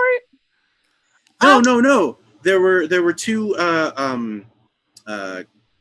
government men in suits, and they flashed a badge and they took her away. Oh, Mel, are you still Did buddies you with check if it was with- actually from the government? Because they might have had like fake badges or something. I just saw that on like a TV episode the other day. I didn't see. They didn't approach me. They just talked to her. What color were their suits? Black. Was one of them smoking a cigarette? Well, there's no smoking in the airport. Mel, are you still friends with that detective? You I remember mean, her? we're not really friends anymore, but I still have her number, if that's what you mean. Would you? I guess that is what I mean, yeah. Alex, how about you call her? I mean, I'll do it if there's a big problem. He probably can't Oh, have no, it's not a problem. While they're discussing this, can I run down to see if Chill I see any out, just cars chill leaving out. that look suspicious? Well, I can tell you it's an airport. Cars are going to be leaving a lot. Yeah, but if you see two people in suits driving past giving you weird eyes, Sunglasses. I'm gonna just say that you're not able to catch anybody that way. Yeah. There wasn't a car that said the bad guys on the side. Anybody got a Suspicious quarter? vehicle. I don't have any money for the payphone. Oh, I don't have any Uh, change. Can I just type in a code that I figured out someplace and she can just make a call? Yeah. Go ahead and Make give me a tinker roll then, Yeah. Sam. Let's call collect in Sweden. Let's go, Crash Override. CALLATT. Let's there's go. probably some notes you can Burn. hum into it to connect. Let's go, You're Zero. receiving Cool. a call from, hey, this is Pete, please give me a call back, blah, blah, blah, blah, blah, blah. I got Do one. you accept this Okay. call? So, do you actually take your? So instead of like a code, do you walk up to the payphone and do the Terminator 2 trick where you punch up a thing and hold it to the phone and it makes like a modem noise, and then you're like, Oh, yeah. okay, dial it. Or you could Gort use makes the beep sounds. And, Oh, yeah! Yes. Tell We us do- about Gort 2.0. allow me to show you. we do have a chat suggestion of using the Captain Crunch whistle that apparently does the right tones to let you do international calling. Nice. And on to Gort. Jordan, draw X's over those eyes. No. So we've got Gort looks something so dope. a little more articulated. He also appears to Ooh. have a little bit of attitude. He does. He does. But got some he's dude. Ironically, well, that's known as the buffalo stance when you're doing one of these. and Olaf has helped me with some of the metal work on that, when we have tinker times, which is who's laughing Exactly at what you think it is. Oh yeah. Nice. So here, cut, and then I should call my mom. I don't. You don't think we should call Detective Blanken? No, we should call everybody. Shit. I mean, All right. Well, well, maybe I should detective tell is mom in that we're going to charge. be late, so she doesn't. Everyone is shit. Alex, Dude. Okay, who are you? So who are you calling with the hacked phone call? Okay. I was dialing the phone for Megs. Me, I was because saying it for Alex. yeah. Yeah. Please, Meg. Alex. Don't Fine. be a douche. Yeah. When am I Really ever don't. a douche? Oh, When are like, you should I not? list the the time? times? I like Meg? that, like the half dozen of you are like, well, that time at the mall, and then the thing, and then you do that, and then Dude, I'm so sorry. My friend is missing. Like, is this? It's sex Just trafficking dial was the a big number, thing. Alex. It's like, who knows what those guys wanted? She doesn't do anything. She is as likely to do something as I am. And when are the government guys going to come for me? Oh wait, there was. Never mind what I did. But just please call the detective. Okay. click. I scored on send, by the way. Yeah, the phone picks up, and it says, Miss Blanken's office. tell her she's a cheating bitch for getting with our dad. Mel. What? Hello, is Detective Blanken there? Just one moment, please. Her click. Her. She's click. probably too busy going out with someone else's dad. Mel. What? This Chill is out. such old news now. Should Ugh. have peed before I made the call. This is It was director. like, what, 6 this months is Director Blanken. Oh, in- hi. In the interim, Uh-huh. Ing Marie actually took a position at Krafta, and she Where they make is- cheese. No, they own the Loop now, Okay. and she is the director of on-site security for the Loop. Oh, Director Blanken. Wow. That's moving up in the world, eh? Alex, don't is this another one of your her. prank? Is this another one of your Dude. prank calls? If it was one of my prank calls, you wouldn't even know it's me. I'm pretty sure I would, because you're not very good at them. Your I sister is beg much to better. differ. I like Well, Also, that's caller ID was a thing in '93. that's Well, especially at a high-tech We're on a joint like payphone. this. We are on a payphone. anyways. We're at the airport, and someone we were supposed to pick up was how do I put it? Arrested, and we don't know what to do. And it wasn't your sister? What you know? What one would think, but it wasn't. Well, I can certainly call around. I mean, I'm no longer on the force, but I would think that an arrest at an airport would be definitely something that we'd be clued into. Do you have a number I can call you back? Well, I'm on a payphone, so Yes, they'll still have numbers to call you back. You just They read do. it off of the front. Yeah. Oh, here it is. Yeah, I repeat the number Okay. to I'll you. call you back in 888, just a few 88. minutes. 888. Okie doke. Click.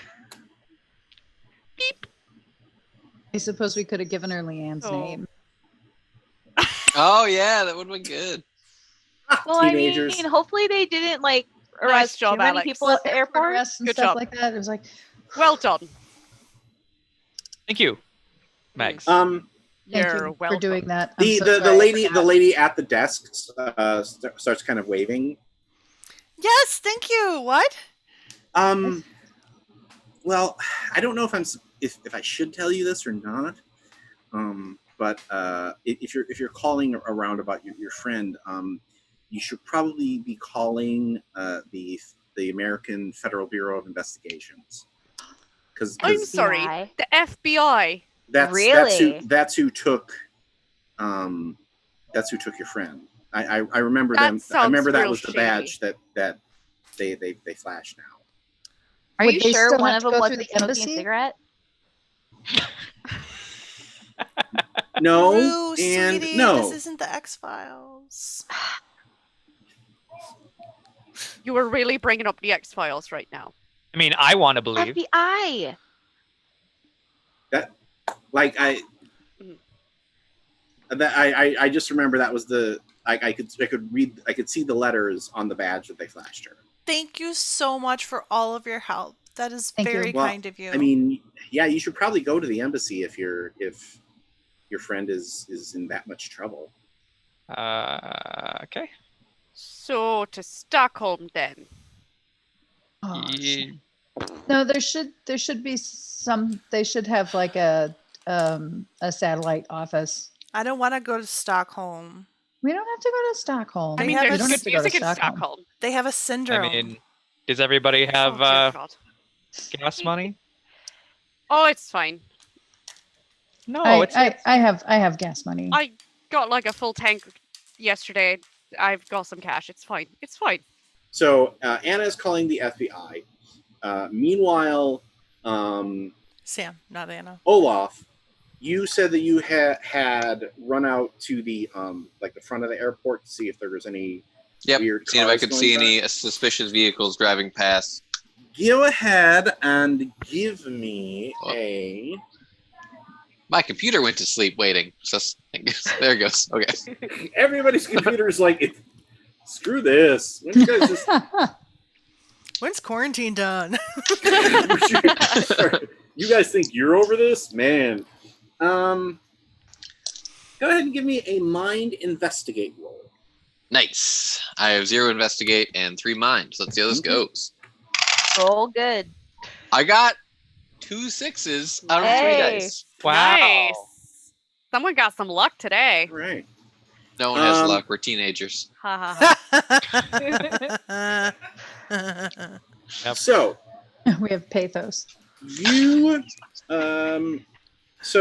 you see a beat down car basically at the stoplight before you go out of the airport, and you definitely see Leanne in the back seat of that car.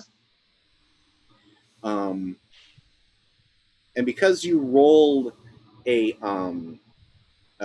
success or an extra success, you recognize one of the people driving the car because you've seen him at Pal's garage. Do you recognize the Is- license plate? Mhm. Yeah, it's a local. It's not like a Men in Black vehicle or anything. It is a European sedan, probably in slightly better shape than Mags's vehicle. Can I steal a small child's hoverboard and sketch on the back of it? Sadly, that's the next season when we time travel forward into the Ultimate 2015. Stuff from the sky? Yes. Things from the sewer. I don't want to see the sewers, trust me. Future sewers. Alternate future. They've got disintegrators by then, right? Yeah, I was gonna say Sarah's seen what 2015 plus 5 year sewers look like, so I've seen go with some her. shit. Literally. It never gets old. So Olaf, what do you do? If I can't sketch, then I'll probably write down the make, model, or remember the make, model, license plate of the car. Try to track and see if it turned left to right out of the way, and run back up and start yelling for everyone else. Okay. The phone rings. The payphone rings. Hello. Alex. Is this Alex? This is Alex. This is Director Blocken. Hello, Dr. Blocken. No. And Dr. Shielberg, Is that not right? director. You're a I made a director? few calls, and there are no operations from the FBI that are taking place today, as far as I know, and they tend to want Krafta to know when they're doing things. So, do we just forget about our friend who's disappeared? I don't know what else to tell you. But Good luck. Well done. Good job. What do you mean? Well done, good job. I hung And up that's- on me. That's what I Olaf- saw a car leaving. Let's go. Let's Come on. dip. Come on. Okay. All right. I'm pretty sure she was in the back. What? All right, everyone in. Let's go. Oh God, Okay. are you gonna make me drive? We're gonna make you drive. There's a cat on my character sheet. Hang on. That means It's that not- I have fives and everything. So we're gonna run this as a classic extended trouble, God. where it is 3 times you need. So we have 16s. We need 18 successes. Whoa. That's only 3 per us. Yeah. Oh. Or about there. It's fine. So here's what happened. Here's what's going to happen. Mm-hmm. If you are successful, you arrive. You're able to track down Leanne before whatever terrible harm is going to befall her happens. For the eraser brain! If you fail, she will be recoverable, but that is going to require some work. Oh boy. Getting some real Detroit Become Human vibes. I'm assuming I should start with a driving roll. Or should I Probably. drive? Yeah, Did or do you we- want? My dad would kill me. Yes, You but hate your how- dad. Do you really give a I fuck do what your hate my dad dad. thinks right now? Yeah. All right. Also, All you right. probably know that Olaf is a better driver than Yeah, you. I'm letting Olaf drive the car. I toss him the keys. Like, You- I like. And I'm like, Olaf, I swear to God, if you Well, fuck up my I dad's think- car worse than I already have, Good point. something's gonna happen. I think, You I never think- let me drive the car. Why I would think- I let you drive the car? It's Because- not a damn car. It's not like you're her boyfriend anymore. Oh, Thanks snap. for bringing that up there, Mel. Oh, Thank You're you. welcome. I greatly appreciate the reminder right now. Mhm. Everyone in the car! They're going to be harvesting her organs anytime now. Why would they be harvesting her organs? Everyone in the car. Well, it's Yeah, but it's in the easier. car. It's easier to think of that than sex trafficking. What do you think Olaf, roll happens the when they dice. take people off planes? It's Oh, all What right, is Steph. So what is interesting. drive? That's going to be. I believe it's. Let me double I check. think last time we said it was tech and tinker. I only know that because I listened to the episode last night where we drove a police car into the radio station.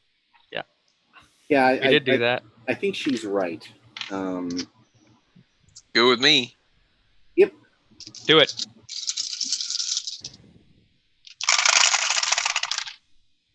I got 2 6s. Nice.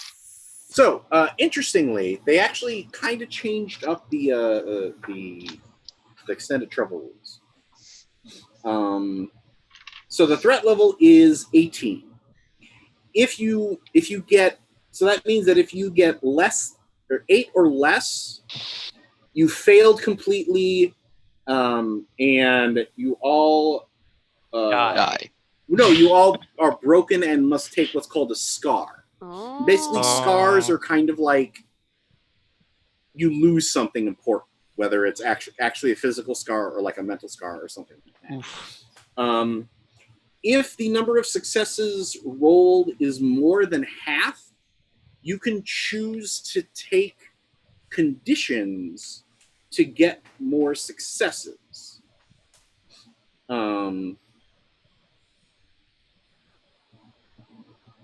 So keep that in mind.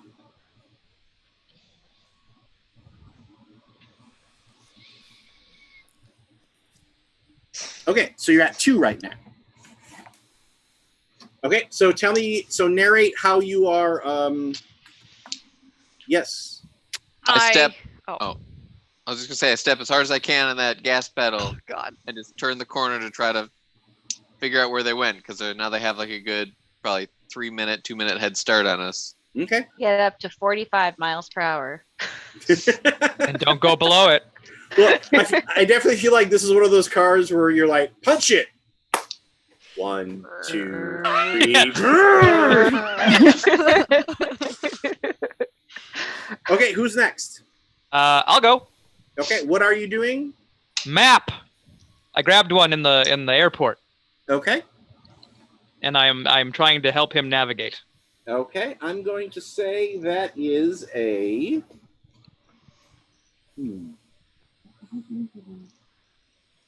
comprehend mind roll.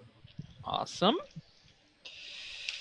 Now remember, if you are using your signature item, you do get a +2 dice. Don't know how I'm going to use an electric guitar to read a map. That's fine. Okay. But that would be Maybe you like hum bad to ass. yourself. Like you like Yeah. music. I give him. I do different riffs for him to turn left and right. Yeah, just roll it. Okay. We strap you by bungees on the top of the car, where you play your guitar and flamethrower.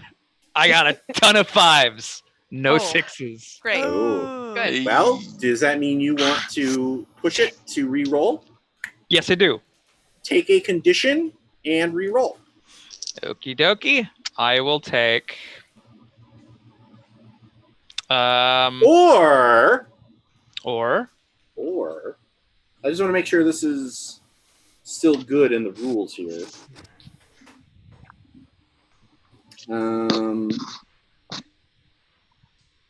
Well, actually, there are a few things you can do here. Hold on. Ooh.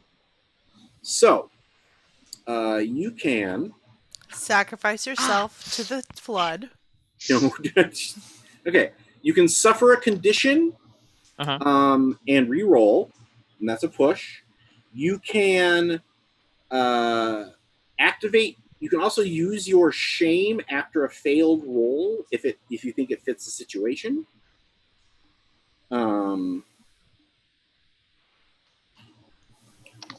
What does using your shame do? Basically, how does your shame push you to succeed here? Automatic Yes. success, like. Yeah. Okay. Yes. Is there? There is a limit. Okay. Mm-hmm. The limit doesn't exist. Oh dear God. Okay. Oh, okay. So in this game, they expressly want you to take a condition rather than doing the kind of complication devil's bargain stuff that we were doing in the first one. So it's interesting because there are some subtle changes to the rules. It's not just the same old game. They have adjusted the rules a little bit.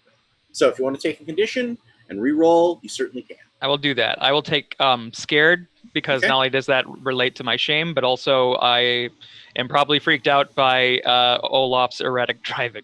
Okay. Because Olaf in the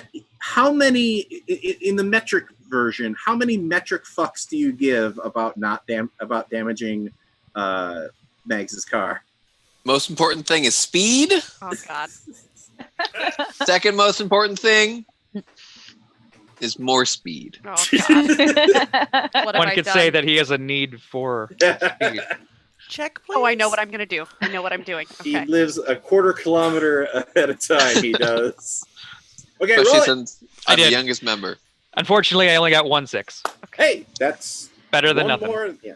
I am going to yell instructions to Olaf about like the weird little oddities about the car. So I'm thinking that's going to be a heart and lead That is a heart plus and lead. the 2 for my dad's car.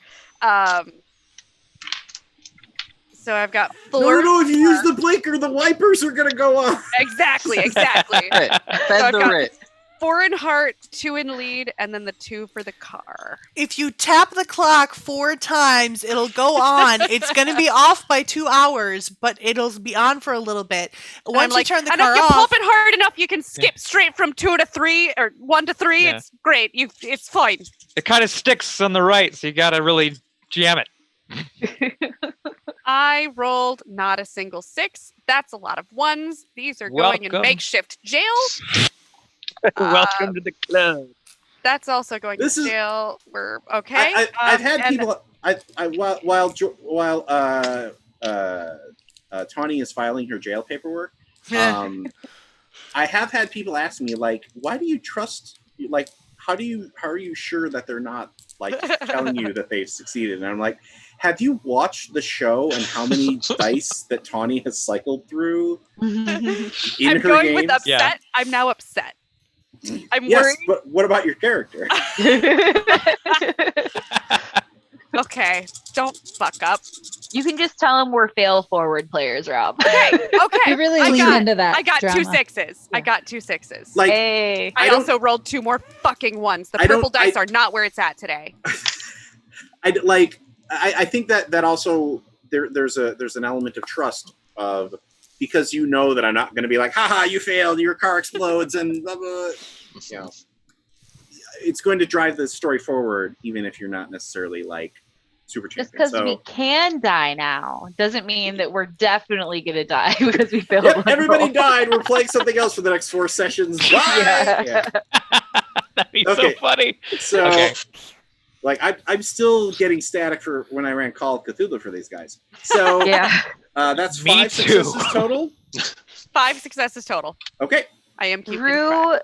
Rue wants to lean over the back of Alex's seat and look at the map and start to like survey where we're going and try to find out where we might be heading. And I Okay. think that's a mind investigate. Yeah, sure. Right.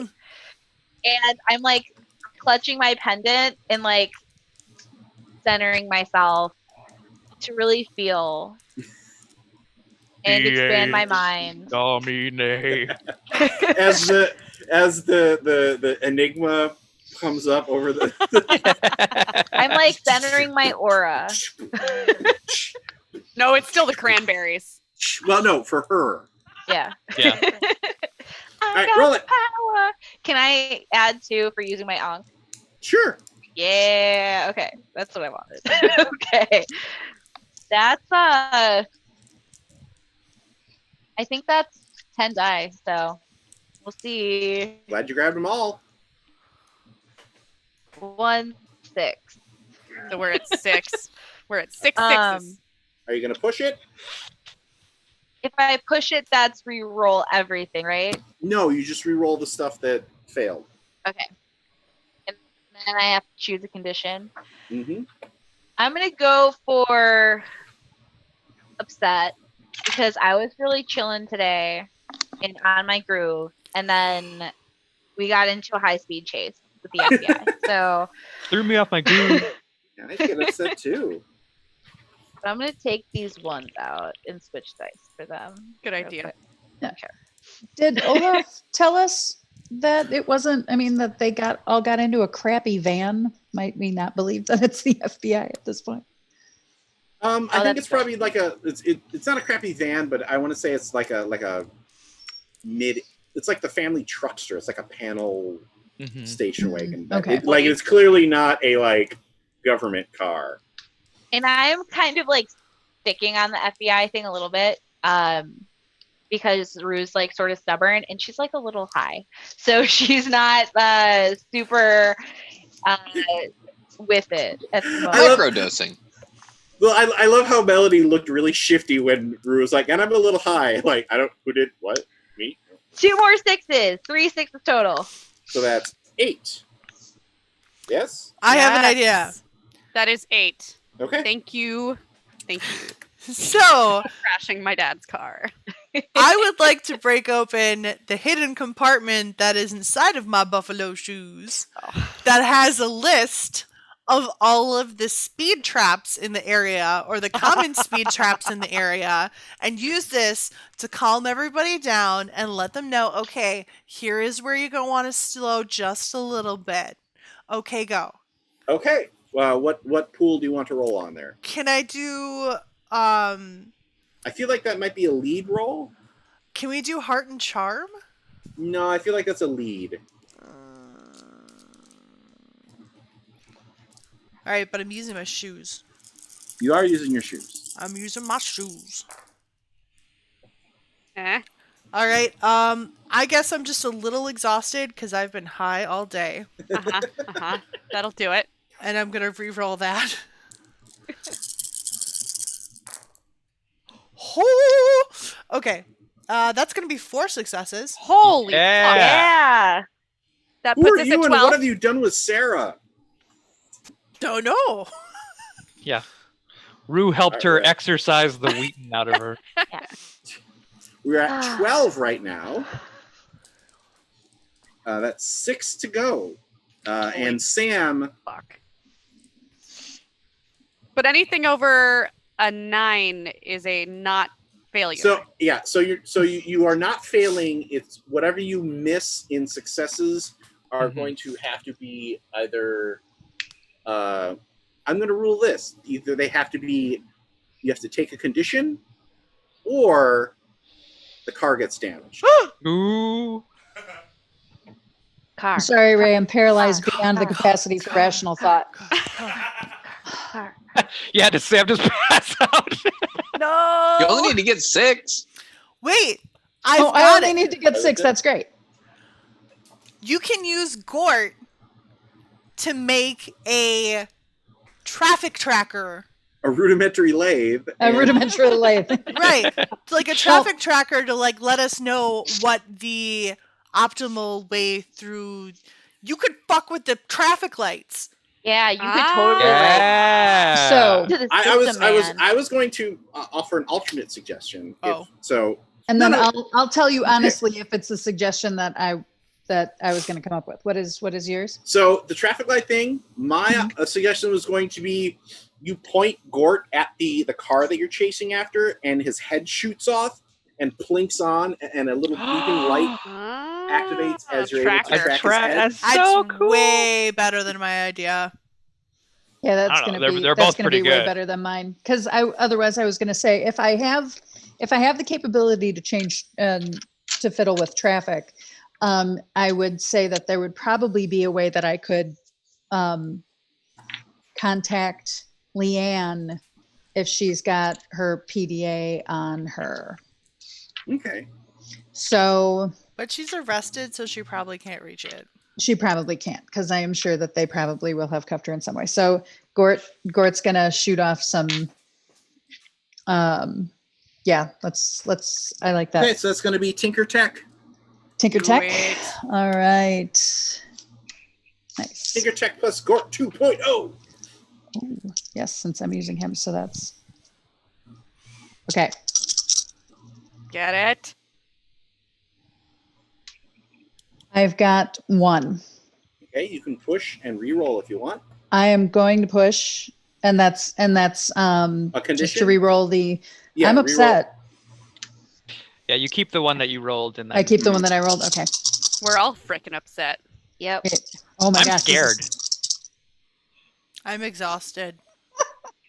Sorry. Uh-oh. Okay.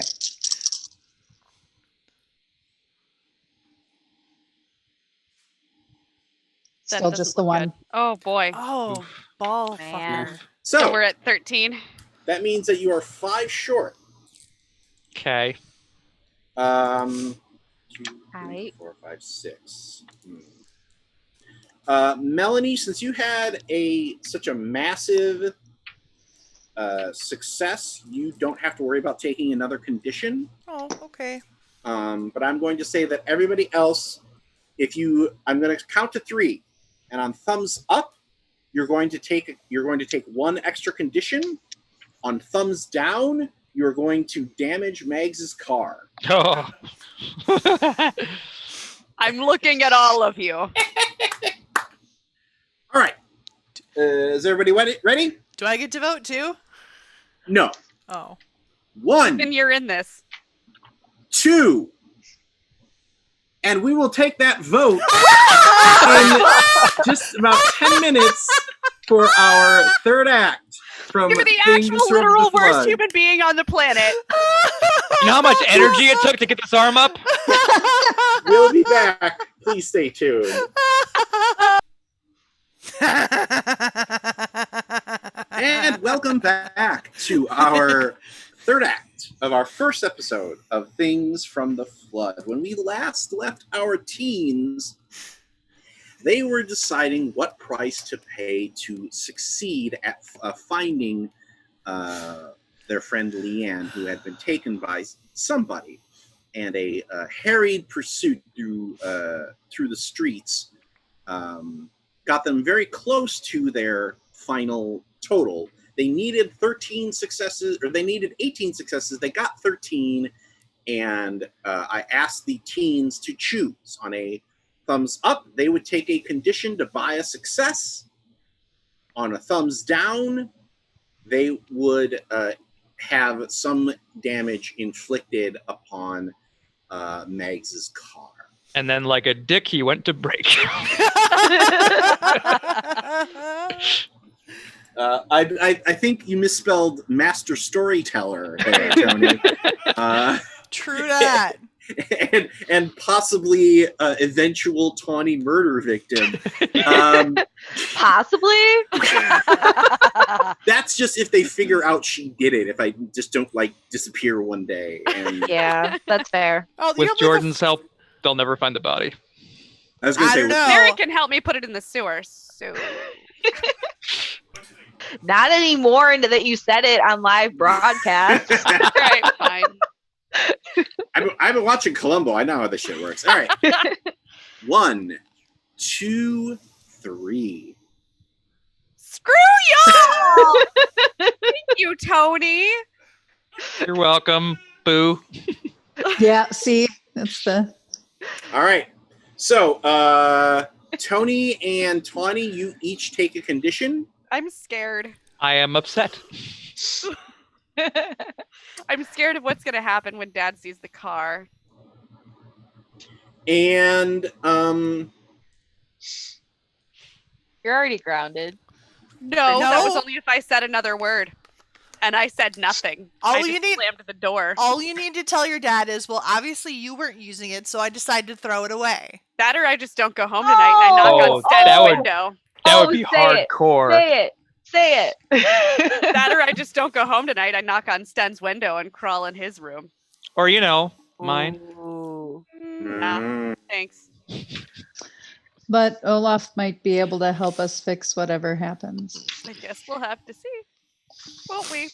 so for the It'll folks buff out. the folks who chose the damage. Let's start with Ethan. What is visibly damaged on the car now? Oh, no. My thought was a side view mirror got broken off because I took Okay. a little too tight passing someone. Yeah. Crunk. Okay. Well, let's save Jordan for last because I know she's really relishing this.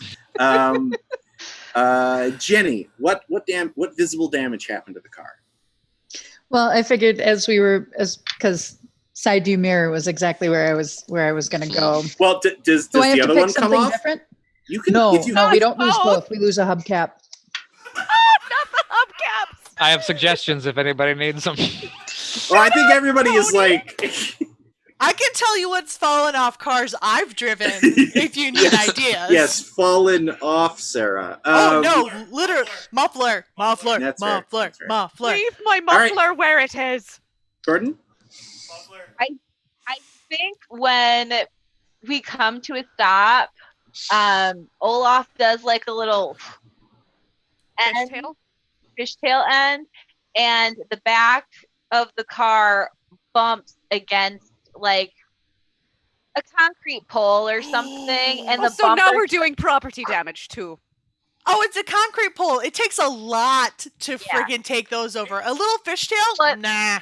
But the bumper isn't so happy with it, and like the back end, like on that side, just like drops. Fast and the Furious Swedish drift. After Jordan? the Fast and Furious Swedish fishtail. Hey! Jordan, I've done that to a car. Fast and the Furious ruined Mags's car and her life. I was just gonna do the hubcap, but since that got pulled, I had to spice it up. But you pull up. You pull up behind the car that you have been chasing, and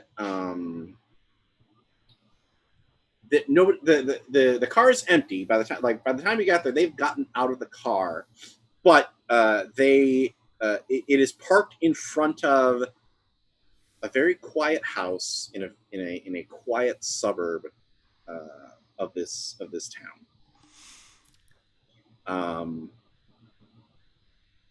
Mags, give me your shirt. I need to look more presentable. Oh, and my oversized blue flannel is going to do that for you. I look like I'm going to a rave right now. Yes. And the oversized blue Fine. All right. Whatever. Mel, take it. Take the shirt off of my back. I'll give it back. You know I always give it back. I'll even wash it before I give it back. I have an idea. I'm going to go up to the door. Can I get the other shirt? I'm really good. Screw you all off. I'm really good at talking to adults, so I'm going to knock at the door. Oh my god. As you're walking up to the door, you feel this hum. Oh. In the bottom of your feet. Is anybody else feeling that humming? Yes, other people are feeling that humming. All right. I don't like it. We should. Aren't we just like all on the same like? My shoes are vibrating. This is an actual. Feel it in your fingers. This is not. You feel it in your toes. I think we should. Exactly.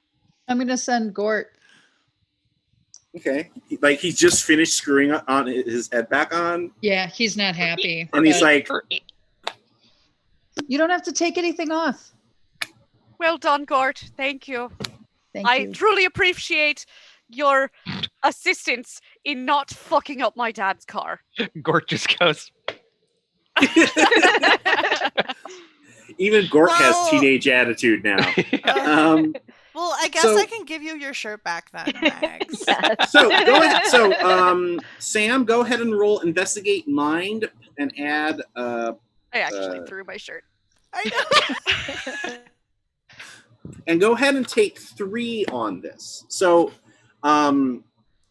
in these rules, I was reading them during the break, and in the original rules, you got a +2 bonus for your signature item, but that can scale up or down by 1 depending on how cool it is. Well, on how appropriate it is. How dank it is. Yeah. It is. Actually, no, wait, I'm sorry. It is just a +2 bonus. It is just +2. Okay. Yeah. And then since I have a condition, do I lose 1? That's correct. You lose 1 die for each condition you have. Okay. Forgot about that. Good thing I told Tawny's dad's car. 2 6s? 2 6s. Nice. Okay. So. So nothing else falls off the car. That's.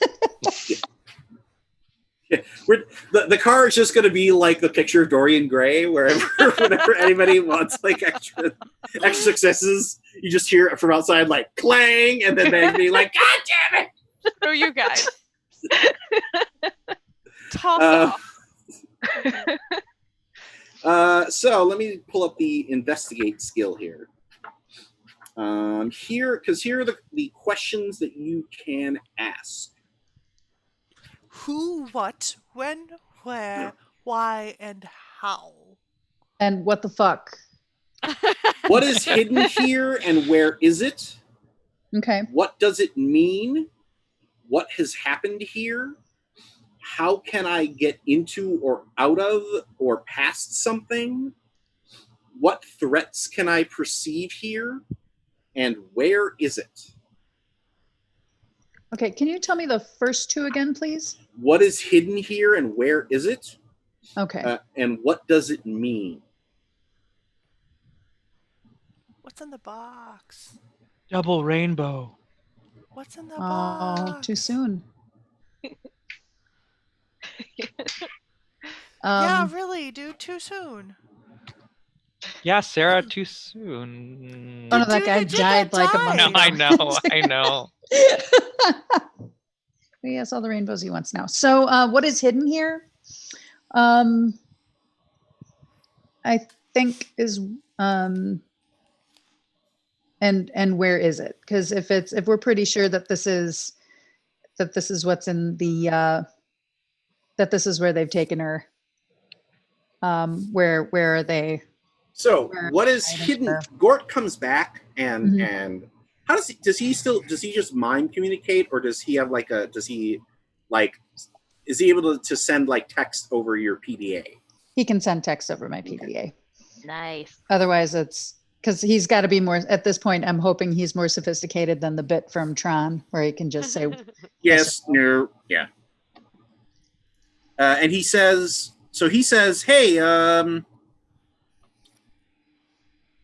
anybody have a good reason why there's a consciousness transferal conduit in the basement? Are they trying to steal her brain? You know they tried to do Conscience? that to me way back. We all remember this. Wow. If I recall, Wow. I almost died trying to get your brain back. I mean, they never had my brain, but sure, go with that. Are Hero you- complex. Because that's what's making that weird humming sound, because it just got turned on. All right, I'm We gonna gotta take a go tire in. iron and we're going in. I'm grabbing a tire iron from the car. Do I get Okay. a +2 for that? I think so. Yes. Okay, thank good. God. It didn't fall out through the hole in the trunk. That's going to No. happen next. That's it. Um, let's bust the fuck in. Okay. So Body are you? force. So Mags, are you basically kicking in the door here? Yeah. All right. Go ahead and give me That escalated quickly. a force plus body roll. Plus car, Body but those both moving, get negated body moving. because I have 2 things. So Mhm. body is 5. Well, I'm giving you a +2 for the tire iron, because I'm not ruling that as part of the car. Okay, Like you can't just. Well, it still gets negated because I'm right. upset. So it's a wash. Yeah. Hi, Wash. I miss you. What? I have 2 6s Okay. So, and so many 1s. What the fuck? do you want to push, or are you good with that? Is this an extended or No. So the reason why I'm asking is because the 2 guys who took Leanne are waiting for you, in the front door. Yeah. So there's some there. If you I turn, just don't know that I can afford to take more conditions at the moment. So I'll stick with Well- my 2 successes. Well, that's fine. Like, so look under force body on page 76, since you have the book, and you choose 2 of those options to spend your successes on. Force body.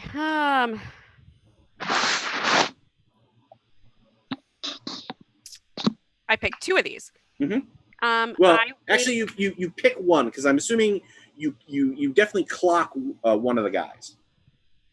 The other one, I would like to pin your opponent. Okay. So tell me how you do that. So yeah, I think I get the door open pretty quickly. Maybe it's not even locked. Who knows? I clock one of them in the face with a tire iron, and the other one I do like a joint lock until I've got his arm chicken wing. Or do you just pin him behind the door? That works. So Like straight up. So Megs charges in with all this pent up anger and frustration from dealing with her dad and having her car getting messed up, and the one guy barely says FBI before boom. Oh shit! It is the FBI. Hit him right across the face. Well, they were pretending. He goes down on the ground, and his badge goes skittering across down the hall, the main hallway of the house, and the other guy is like, "Oh shit!" and then you jam him, and he's pinned behind the door, like, and I'm yelling, "Where do you have Leanne?" Yeah. Oh no! Oh no! I let off just a little bit. I let off just enough for him to be able to talk. Where do you have Leanne? Can I try to chat with him because my empathize is pretty good, so I can do that. Hey, calm down, dude. Okay, just chill. We're looking for our friend, and she's here with you, right? Did you guys say you're the FBI? What's going on? And I'd like to try to put him into his mind. Yes. Oh no, it is the FBI, isn't it? It's really the FBI. 6. Because I'm -1 because I'm upset right now. Yeah, you're like, calm the fuck down, you fucker. Oh, fuck. That wasn't a 6. 1 6. Okay, so if you succeed, you get to ask 2 of the questions that are on page 80. Yes, and I'm looking at it right now. Those questions are, what is their weak spot? How can I make them do something? What do they feel? What do they want? What will they do? Are they lying to me? I'm going to choose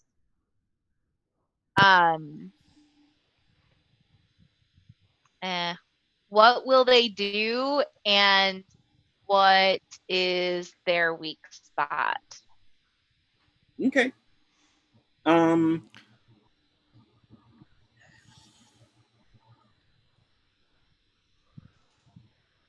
Like, what's going on? What are you doing, dude? Feel how chill the atmosphere is. Look, we're just trying to protect the old lady, okay? She said she wouldn't pay us until she was done. Like, for what? What's gonna happen to her? I don't know. We were just supposed to deliver the girl to her. Are they downstairs? Yeah. I would like to walk downstairs, please. The door I would like locked. to follow. Okay. I would like to bust down the door. Can I pick the lock? Okay, fine. Is that the answer to what they are doing and what their weak spot is, basically? That is what they are doing. I think the weak spot comes out when he's like, just look. I don't even care about the money. Like, just let me go. Just don't hurt me like you did. What did I name him? Like you did. Joe. Lars. Like you did Matez. Okay, so you're not FBI. Just to clarify. I don't think it really matters, Mags. It does, because I just either assaulted FBI officers or I did not. They just kidnapped our friend. No. They were those are fake badges to get her to come with us. Oh, thank God. Yeah, get out of here. Okay. Take your friend. Thank you for your cooperation, man. And he runs off. Pardon me.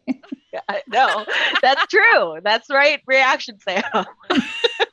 And so, Rue, you actually go over and pick up the FBI badge, and it is very clearly modeled after the one in the credits of the X-Files. Great. Nice. I told you guys I was on the right track. Like they've got his picture on it, but you're like, Fox Mulder, come on.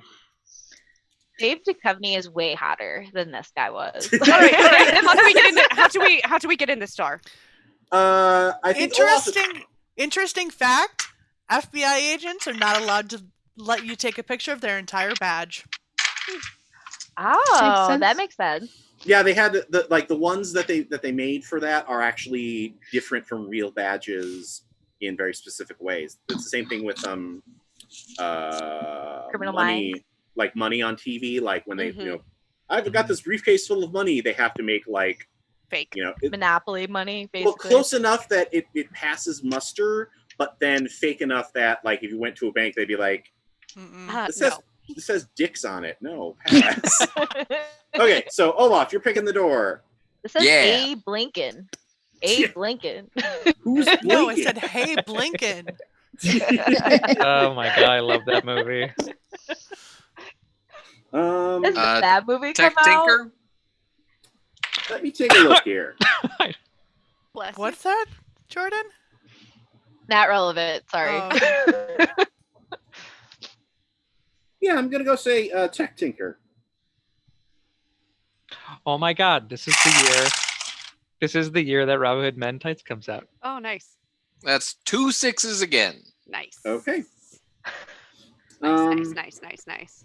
So, Probably already out. do you give one success to another teen as a bonus dice to a later roll relating to this one? Do you not have to worry about picking this lock anytime soon? Do you do it quickly? Do you do it quietly? Or do you show off?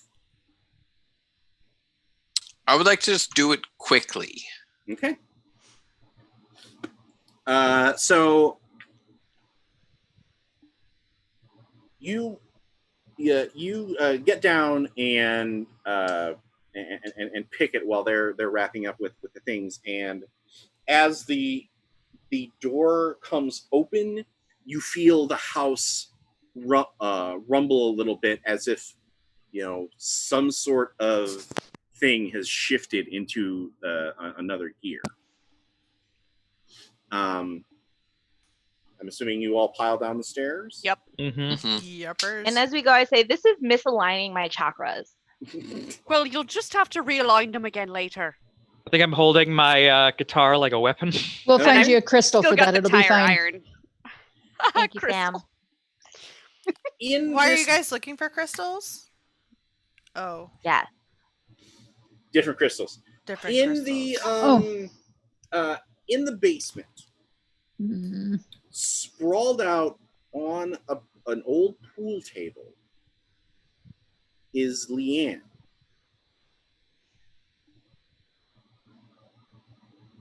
Her back is open. Is she face down or is she? Yes. And there are Are we talking plugs. like Blood Eagle back is open? No Do you not blood. remember the last episode of last season? No. But nobody knows that. Right. Well, now Oh, okay. you do. Yeah. Now we do. T1 or T2? Whoa. Sam, your friend is I mean, I don't know if And- you're seeing what I'm seeing. And there is an old woman.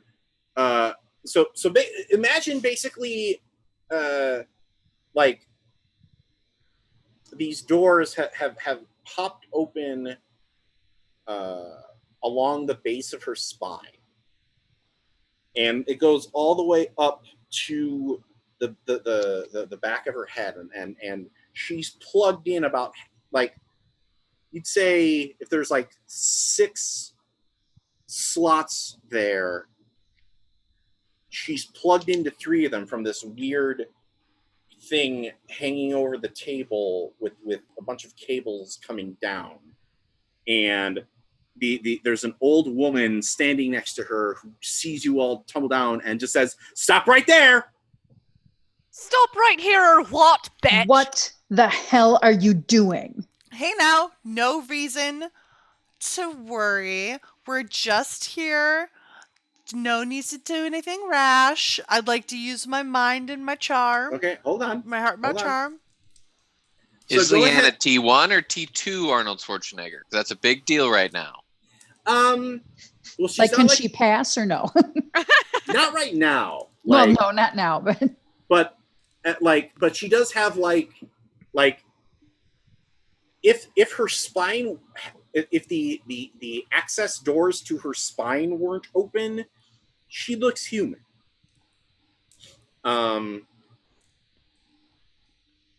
So like Cylon.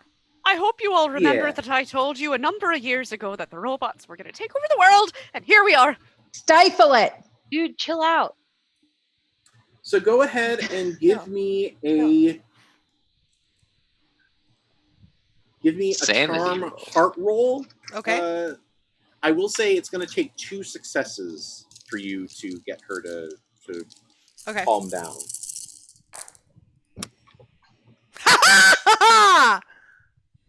I got 3. Rolling them bones today. Wow. Nice. So that means that you get to choose an extra effect.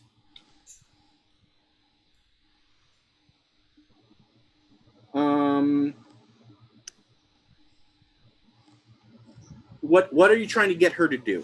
I'm trying to get her to put down what she's doing and step away from what she's doing Okay. and talk to us Okay. without being near the equipment. Right. Like, not Okay. see us as a threat. They are going to take over Megs. That's why we want them on our side. I don't know about that, Sam. If you look, we can have this conversation.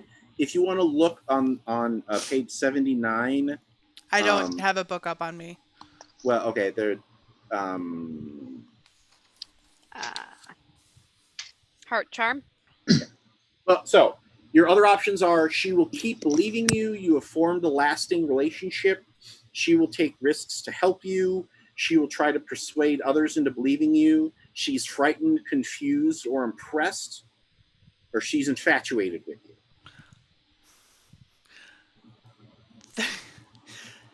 There was you're willing to take risks for me? Mm-hmm. So I picked 2 of those, correct? One. 1. Because you got 3, she needed 2, so you have 1 extra. Okay, she's willing to take risks for us, for Okay. me. Okay.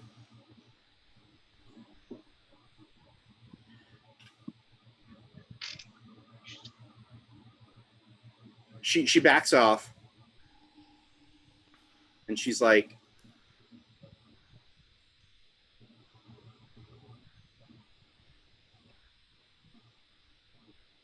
Melanie Weber? Yes.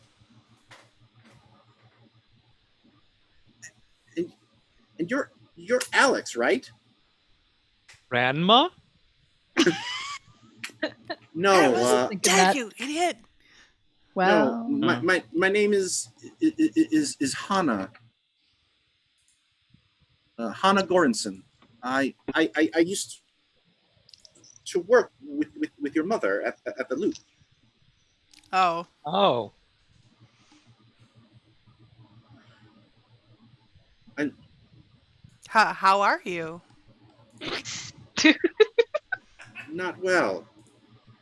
What's Got a lot of that going around. What's the matter? I am terminal. Oh. Oh. I've got some really good smokage if you want that helps with a lot of the symptoms that you might be experiencing right now. And there's a lot of really good research and scientifically backed studies that really Mel, point that LSD could be really help Mel. with the mindset that Love. we need her to unhook Leanne. right. I'm giving her options. Everybody's chilling. Everybody's chilling. Right. Are you all friends with this? And she gestures towards Leanne. With her name is Leanne DeLakes. I mean, she does appear to be a robot, though. Did anyone know that? Shut the fuck up, Eggs! I'm just saying. What about Leanne has anything to do with you being terminal? Or are you trying to steal that body? Wait, are you a robot? I didn't think that there. I thought it was just a self-balancing device. You thought a self-balancing device would take a plane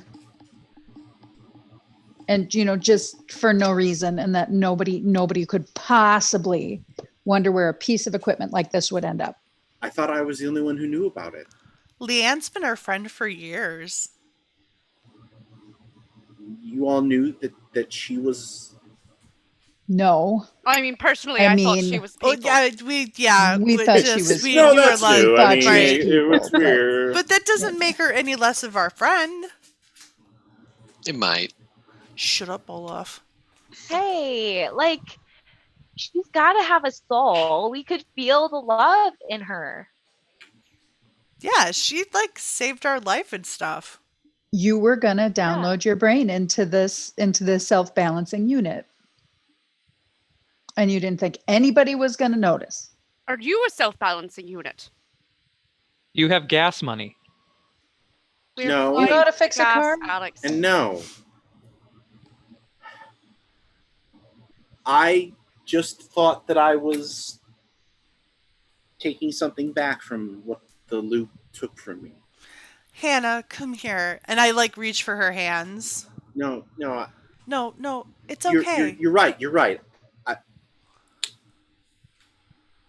made a terrible mistake.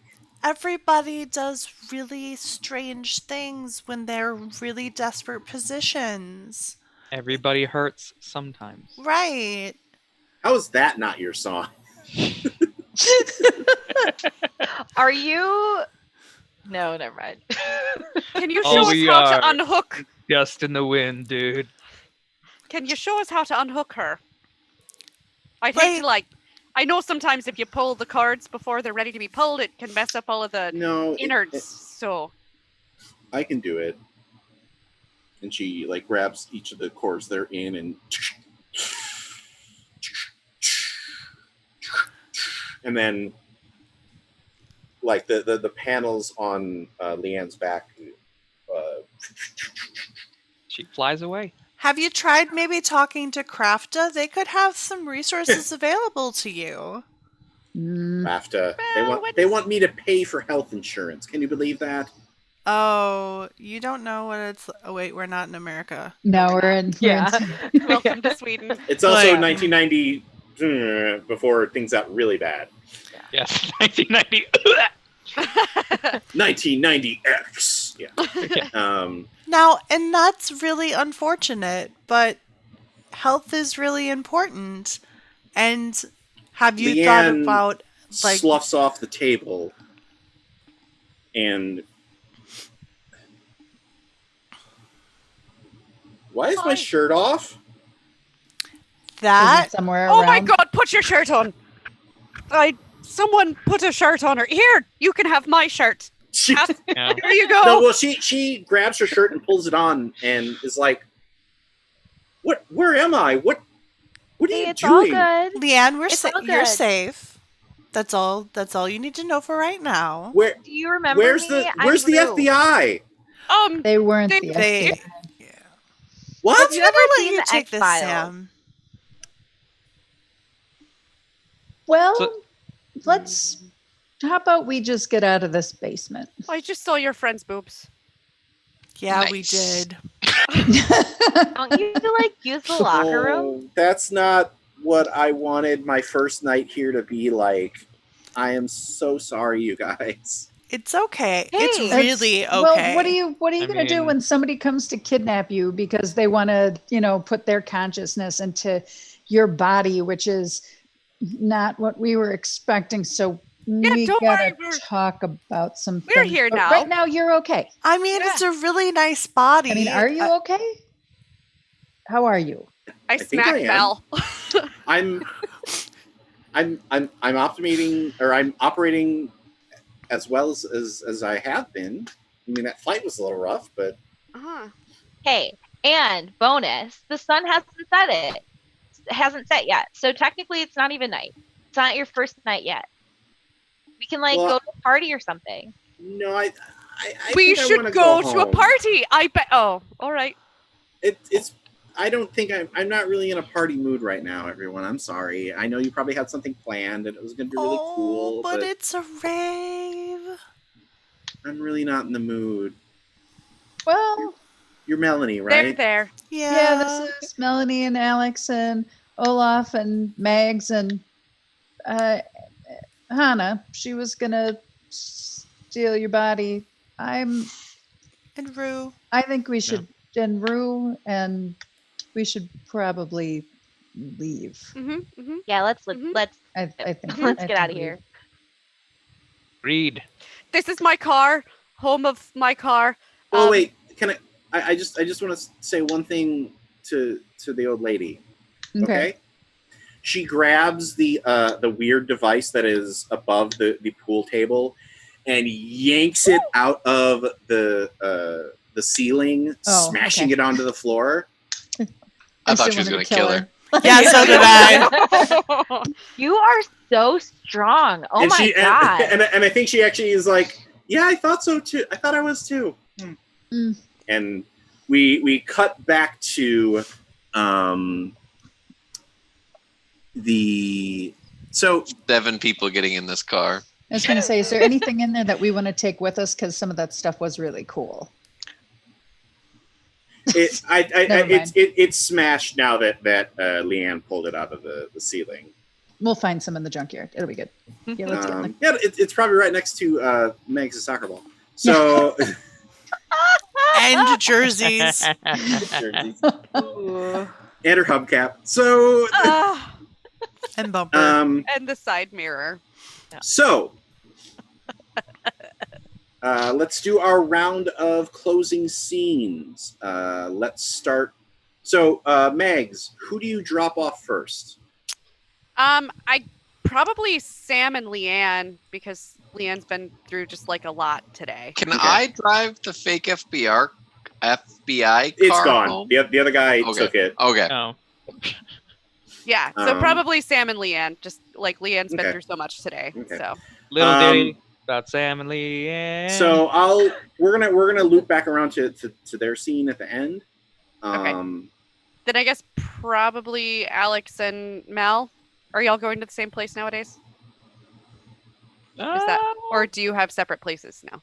I think I imagine that you're still in theory dropping them off at their dad's house. Okay, then yeah. So I might be going out right away, but well, especially because the two of you walk in, and he is passed out on the couch, with the TV going, and you see like half a dozen beer cans scattered around him, like stones in a fire pit. This probably isn't something like new to us. Oh no! I turn to Melanie. I'm like, why don't you go get him into bed and I'll make us some food? Fuck that! I'm gonna go to a rave. Okay. But let him sleep on the couch. You want to come with me? There'll be girls there. None of them are Megs. You need to get over her. I can't. Bullshit, you're not trying hard enough. I don't want to. Okay. Listen, you're coming with me. You're going to have a good time. I won't make you take drugs, but if you want to, I've got some. I can assure you I don't want to. Okay. So are we going to sit here and watch our piece of shit father just drink himself to oblivion, or are we going to go out and have fun? Let me just lay him on his side so he doesn't like choke on his own vomit or something. Fine. All right. Who's next? Rue? Oh wait, I'm sorry. Yeah, let's do that. So let's go to. I'm. Yeah. Oh, I just have one real quick thing. Hey, Dad, me and Alex are going out. We're going to do hard drugs and at a rave. See you later. Bye. Bye. Does not answer. Bye. Yeah. Leader. Now I can say, I told you. You just didn't say anything. Right. Okay, Rue. I climb out and give Olaf like a punch in the shoulder because he hasn't like talked to me the entire day that we've been hanging with everybody. I was gonna say it's actually probably more like a month at this point. Yeah. At least. Yeah. And tap the car and say, "Hi, Max. Thanks for the ride. Sorry that we told your car," and walk into the house. That's not going to be good. Have a good night, Rue. Okay. And head up to my room and pull out a bag that I keep under my shrine onim that's like in the corner of my room with his little like deerstalker cap and his favorite cape and some pictures, some Polaroids of him. I just like imagine that this is like the Nim version of like the Robin case in like the Bat Cave. Like, except the only difference is there's like some Polaroids up of us like when I first got him in the class, and then some of our like adventures and him like in his little basket on my bike when I used to ride my bike around. And I pulled like a little bag out from under. And climb out my window and sit on the roof and take some oh god, how do drugs work? Like take a tab out. Well, what kind of drug are you trying to do? If you're talking about like acid, yeah, it's tab out. Acid's gonna be like a stamp. You probably have a stamp that's laced with it and you lick it. Okay. Yep. And allegedly. Allegedly. I saw it in a this movie. Fantasy land where drugs happen. And then she just sits back and like looks at the sky and like just relaxes. Okay. So Olaf is next. I did Olaf last because I assumed since Sten is also like a local, his family probably lives out in the country somewhere. So Olaf is next. So you don't drop me off in the country. Oh. Are you going back to the shop? I was thinking a small walk-up apartment. Oh, okay. Where basically I walk up, I take the cash for the keytar, put it in the jar, and go through the bills for the day kind of stuff. About what percentage of them are overdue? Majority. Okay. If not all of them. Like, nothing's being shut off yet, but they're all late notice bills. And then basically just peek in to see how, my dad's doing and that kind of stuff. And then probably have a cigarette on the patio. Looking up at the same stars that Rue is tripping over right now. Yep. Okay. You're coming out of her back, man. All right, Mags, are you heading home or are you heading to... Oh, hell no. So I think Mags is instantly like, no way in hell am I going home tonight. And she drives up to Sten's house, climbs up like her usual tree and knocks on the window. Is like, hey, do you mind if I crash here for the night? It's been a day and I don't love the idea of getting in another fight with my dad. What you gonna do a fight with him about this time? He threw out a bunch of my crap and oh, baby. I also fucked up the car a little bit. Oh, so... Can I crash here tonight? Oh, you're killing me. Yeah, I guess. I mean, is something wrong? No, nothing's wrong.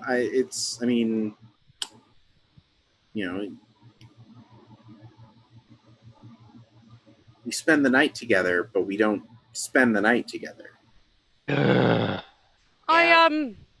mean, No, and listen, I know you want it to be perfect and like flowers and hearts and stuff.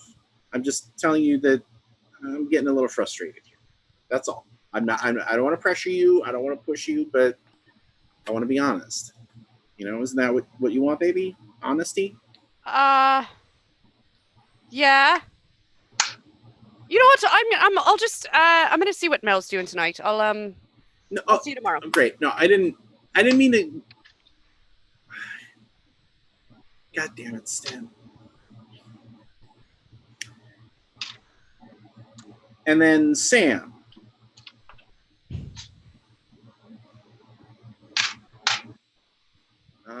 And so I think it's the two of you sitting in your room, Mm-hmm. and she's just sort of like, I was going to tell you I was a robot, okay?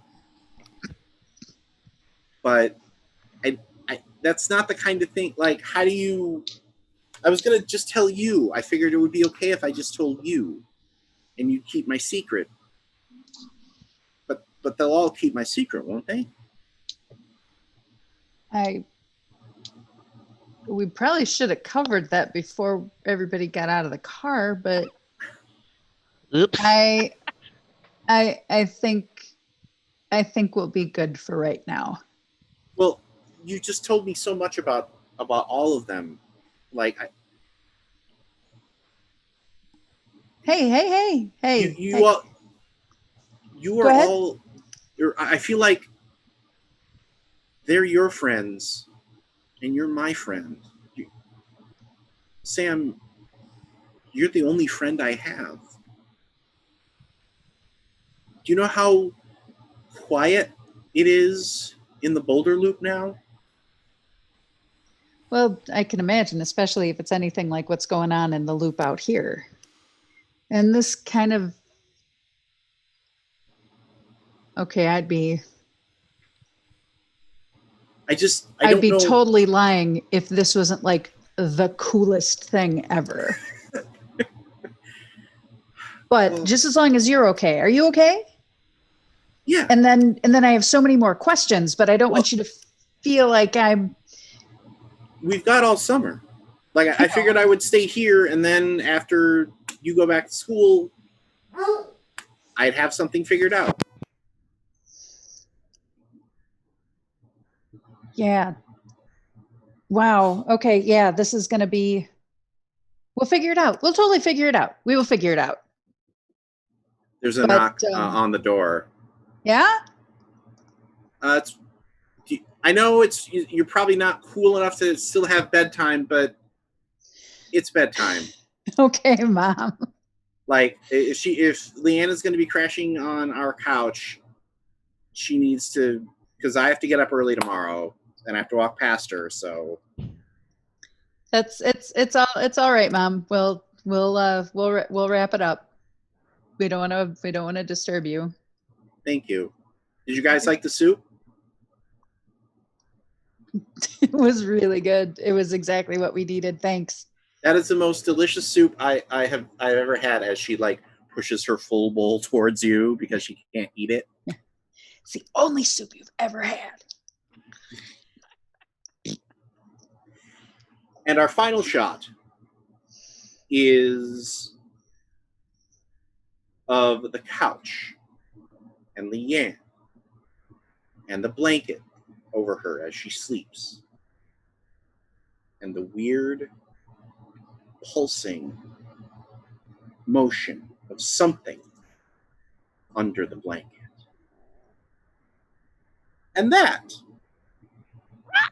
is where we end our first episode of Things from the Flood. We'll be back with our after-school special in just a moment to talk about everything that has just happened.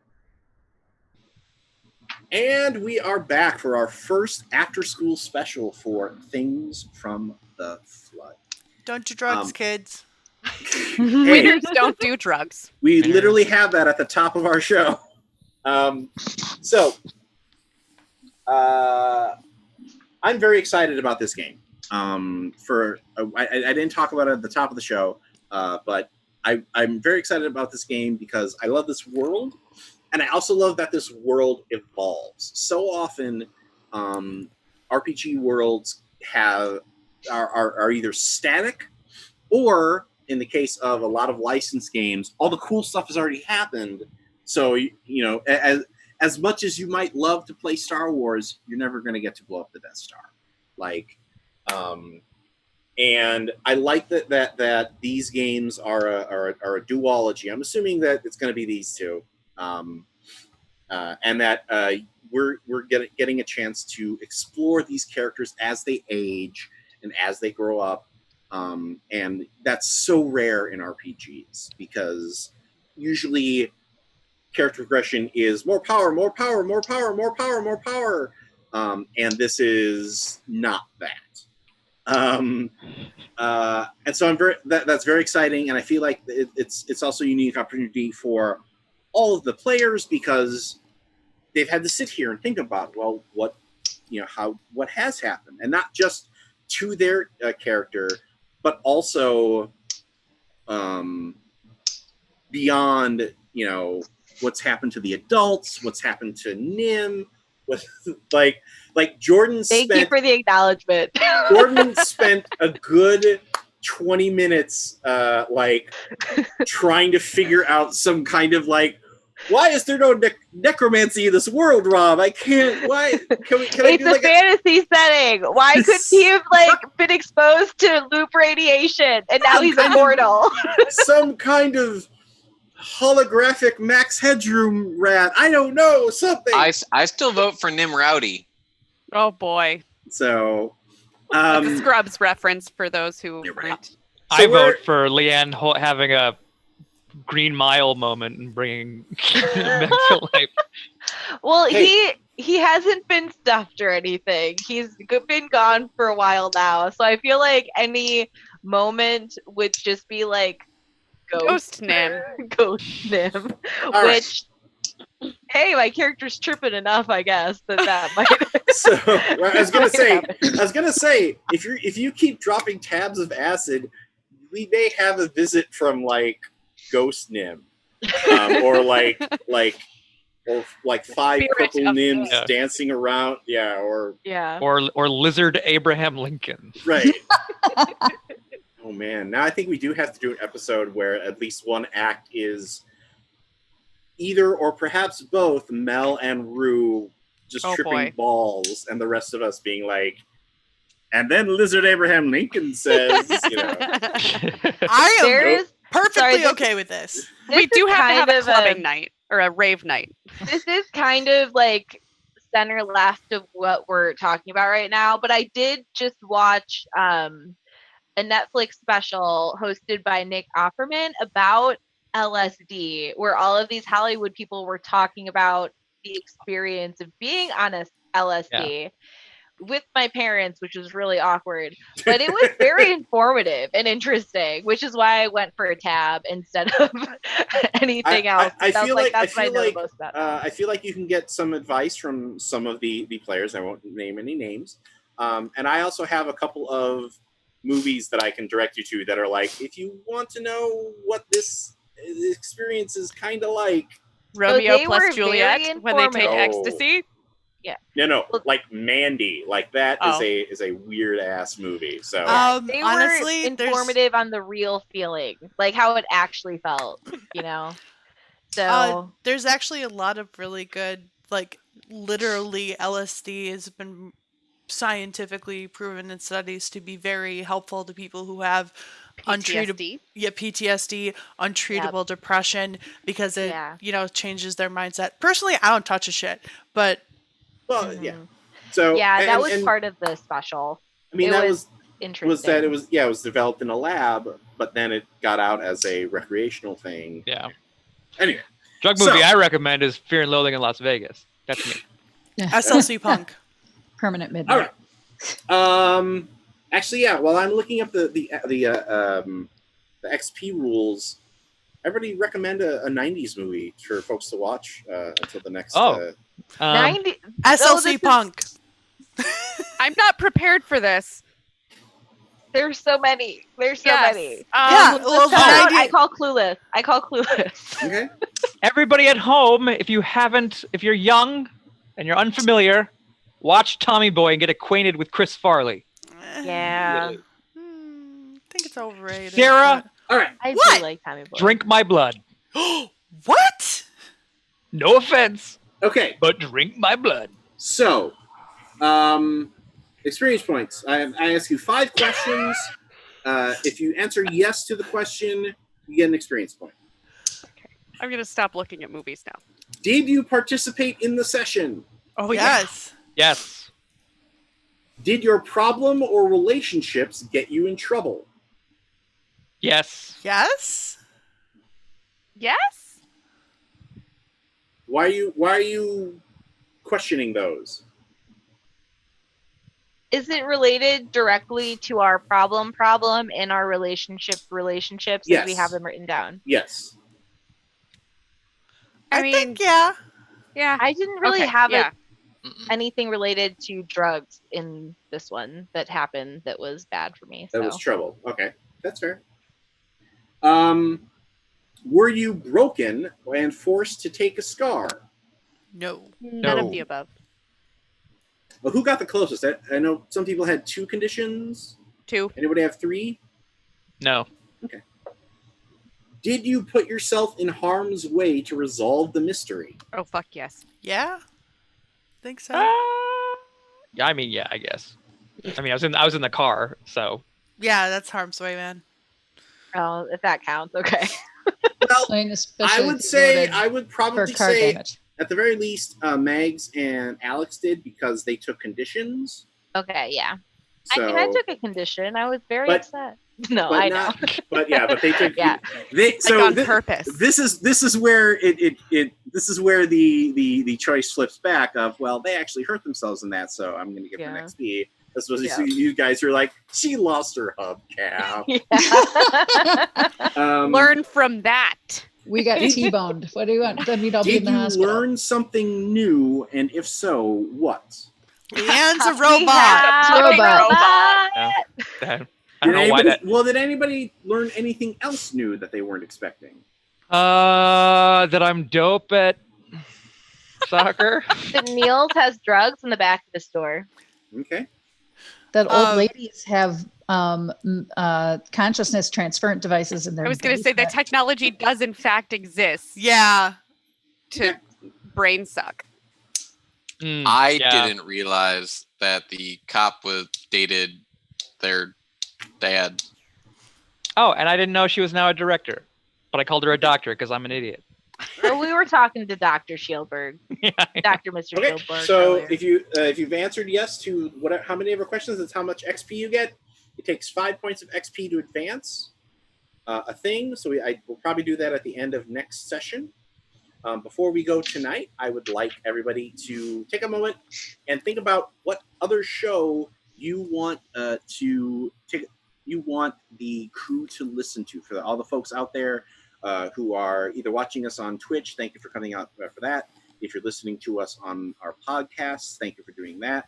Now that the Rona cloud is moving away, allegedly lifting. I don't want to get into a fight here, but now that people are moving back to driving to work, we hope that people start picking this up on podcasts again. And of course, our VOD, which has been very strong throughout this whole thing. Thank you for watching us there too. If you haven't already, I'm going to go first and I'm going to take the easy one. If you haven't already, please watch our Tales from the Loop show, because that's going to make this experience so much more rich and enjoyable, because you're going to see all these characters grow and come together, and you'll understand, why they ended up the way that they did as teenagers. I'm going to admit something here. I rarely listen to our old shows, but I listen to Loop because I remember enjoying it while we were doing it, and I also it was helpful for me to remember the dynamic that everybody had and the older characters, and I made a ton of those notes, and I really enjoyed listening to it again. And I think it's one of our stronger shows. So if you haven't already, listen to it. And if you have, you might want to listen to it anyway, just to remember, oh yeah, Dr. Mr. Shielberg, I remember him now, just like me. So let's go with, I'm going to virtually ensconce myself and go to Tony and ask him what show or promo thing he wants to talk about. So I've never actually, we've never done Cthulhu on this show, but I love the spooky weirdness that Cthulhu brings. And the closest we've gotten to that is a little show called Over the Edge. And it was super fun, and I loved it. And we had a great, set decorations, and it was a lot of fun. And I think if you're in for some real weird times, I would definitely recommend Over the Edge. All right, I agree. I think it's the weirdest show that we've done, and I say that as a compliment. Let's then go to Jordan. Hi, everybody. I'm going to recommend a show that we played so very long ago when people could meet in person. I am going to recommend Aegon because I had a fucking blast when I was playing that game in particular. Of course you would recommend Aegon. I sure did. As you could probably infer, I was killing it because I got a head start in the beginning, and then I just sort of ran with it because that system hasn't been fully released yet. So it has actually. Oh, so now it has fully been released. Mm-hmm. When we were playing it. When we were playing it, they were still. Yeah, we were sort of off of their copy that they sent us when it hadn't been fully out. So we sort of did a test drive and checked it out, and I had such a great time. We had really strong role playing in that game in particular. It lent itself very well for us to be cinematic and descriptive in our actions and try to be as cool and badass ancient Greek heroes as we could be. Excellent. So let's go to our very special guest, Ms. Jennifer Higgins. You get to choose from a wide variety of shows, and you are unbiased because you are only on a couple of our shows. This is true. I found I'm gonna say two, and if I take somebody's, I'm very sorry because I want to be able to speak specifically in the second one. But Masks is an awful lot of fun. But I did want to talk about Hollow Earth, where we were riding dinosaurs and punching Nazis and all that stuff, and also just discovering the true joy of playing characters with giant flaws. I think that you were playing a guy who was 1,000,000 years old with one leg, and if somebody breathed on him too hard, he'd fall over, and It was a hoot and a half. And we had the goddess who could talk to lizards. We had the gangster. We had the lady who could drive everything. And also it was really great to, again, killing it, Jordan. So very sweet and personable all the time, but completely capable of being completely insufferable. Like if that you want to throw a drink in her face. It's my hidden skill. I only bring it out when I know that people can't actually hit me. It's not a superpower you want to overuse. So yeah. It's good. And Rob, your storytelling is just so much fun to get caught up in. So and bless you. Thank you. I don't want to sound brown nosery, but this is just you should live. What else is a robot? Damn it! But, this has just been such a great good time. So, but yeah, I don't really think there's a dog in the bunch in any of the stuff that you've put out for people to experience. So, good stuff. All right, Sarah. I'm gonna go with Paranoia because that's fun. Like, it's just a fun, ridiculous, mindless, absolutely perfect game for right now in the world. And I love it. Try to beat me and Sarah's smile off. Yeah, You that watch her listen Yeah. to was. it. Yeah. My cheeks hurt so bad It after was we got done with that game. painful. It was. Pretty rough. It was so Like I good was though. I was massaging my face Yeah. after we And played. I have to give mad props to our friend computer Danielle, because she absolutely killed it in that role. Like Yeah. for being somebody who wasn't necessarily playing, like she Killed that's it. the I've been a fan of Paranoia for decades, and she changed the voice that I hear of friend computer into her own now when I read other books, and I'm like, yes, of course, that's who friend computer sounds like. So yeah, I'm a huge fan of that game, so I'm glad that it went over well. Let's go to Ethan. I want to go with Feng Shui. Ah, you suck. I was actually originally going to do Paranoia, but now I switched to Feng Shui. It was our first one we did, and just the combination of ridiculous action characters you could be makes it constantly amusing, and the system's extremely simple and open to like whatever. It's one of those games where you can just pick up without ever knowing it, and just fall in love right away with. And I know that we're having our discussions for what we're going to be doing in next year, and I'm going to assume that unless anything changes, we're probably going to be sticking to this format for a while. But that is definitely a game that we're talking about coming back to now that we have a better grasp of how to do this, because that was our first game and it was very rough as far as presentation and how we do things, and now that we have a better grasp of how to format this stuff, and for me to run things for a group on a stream versus on a table, which is different.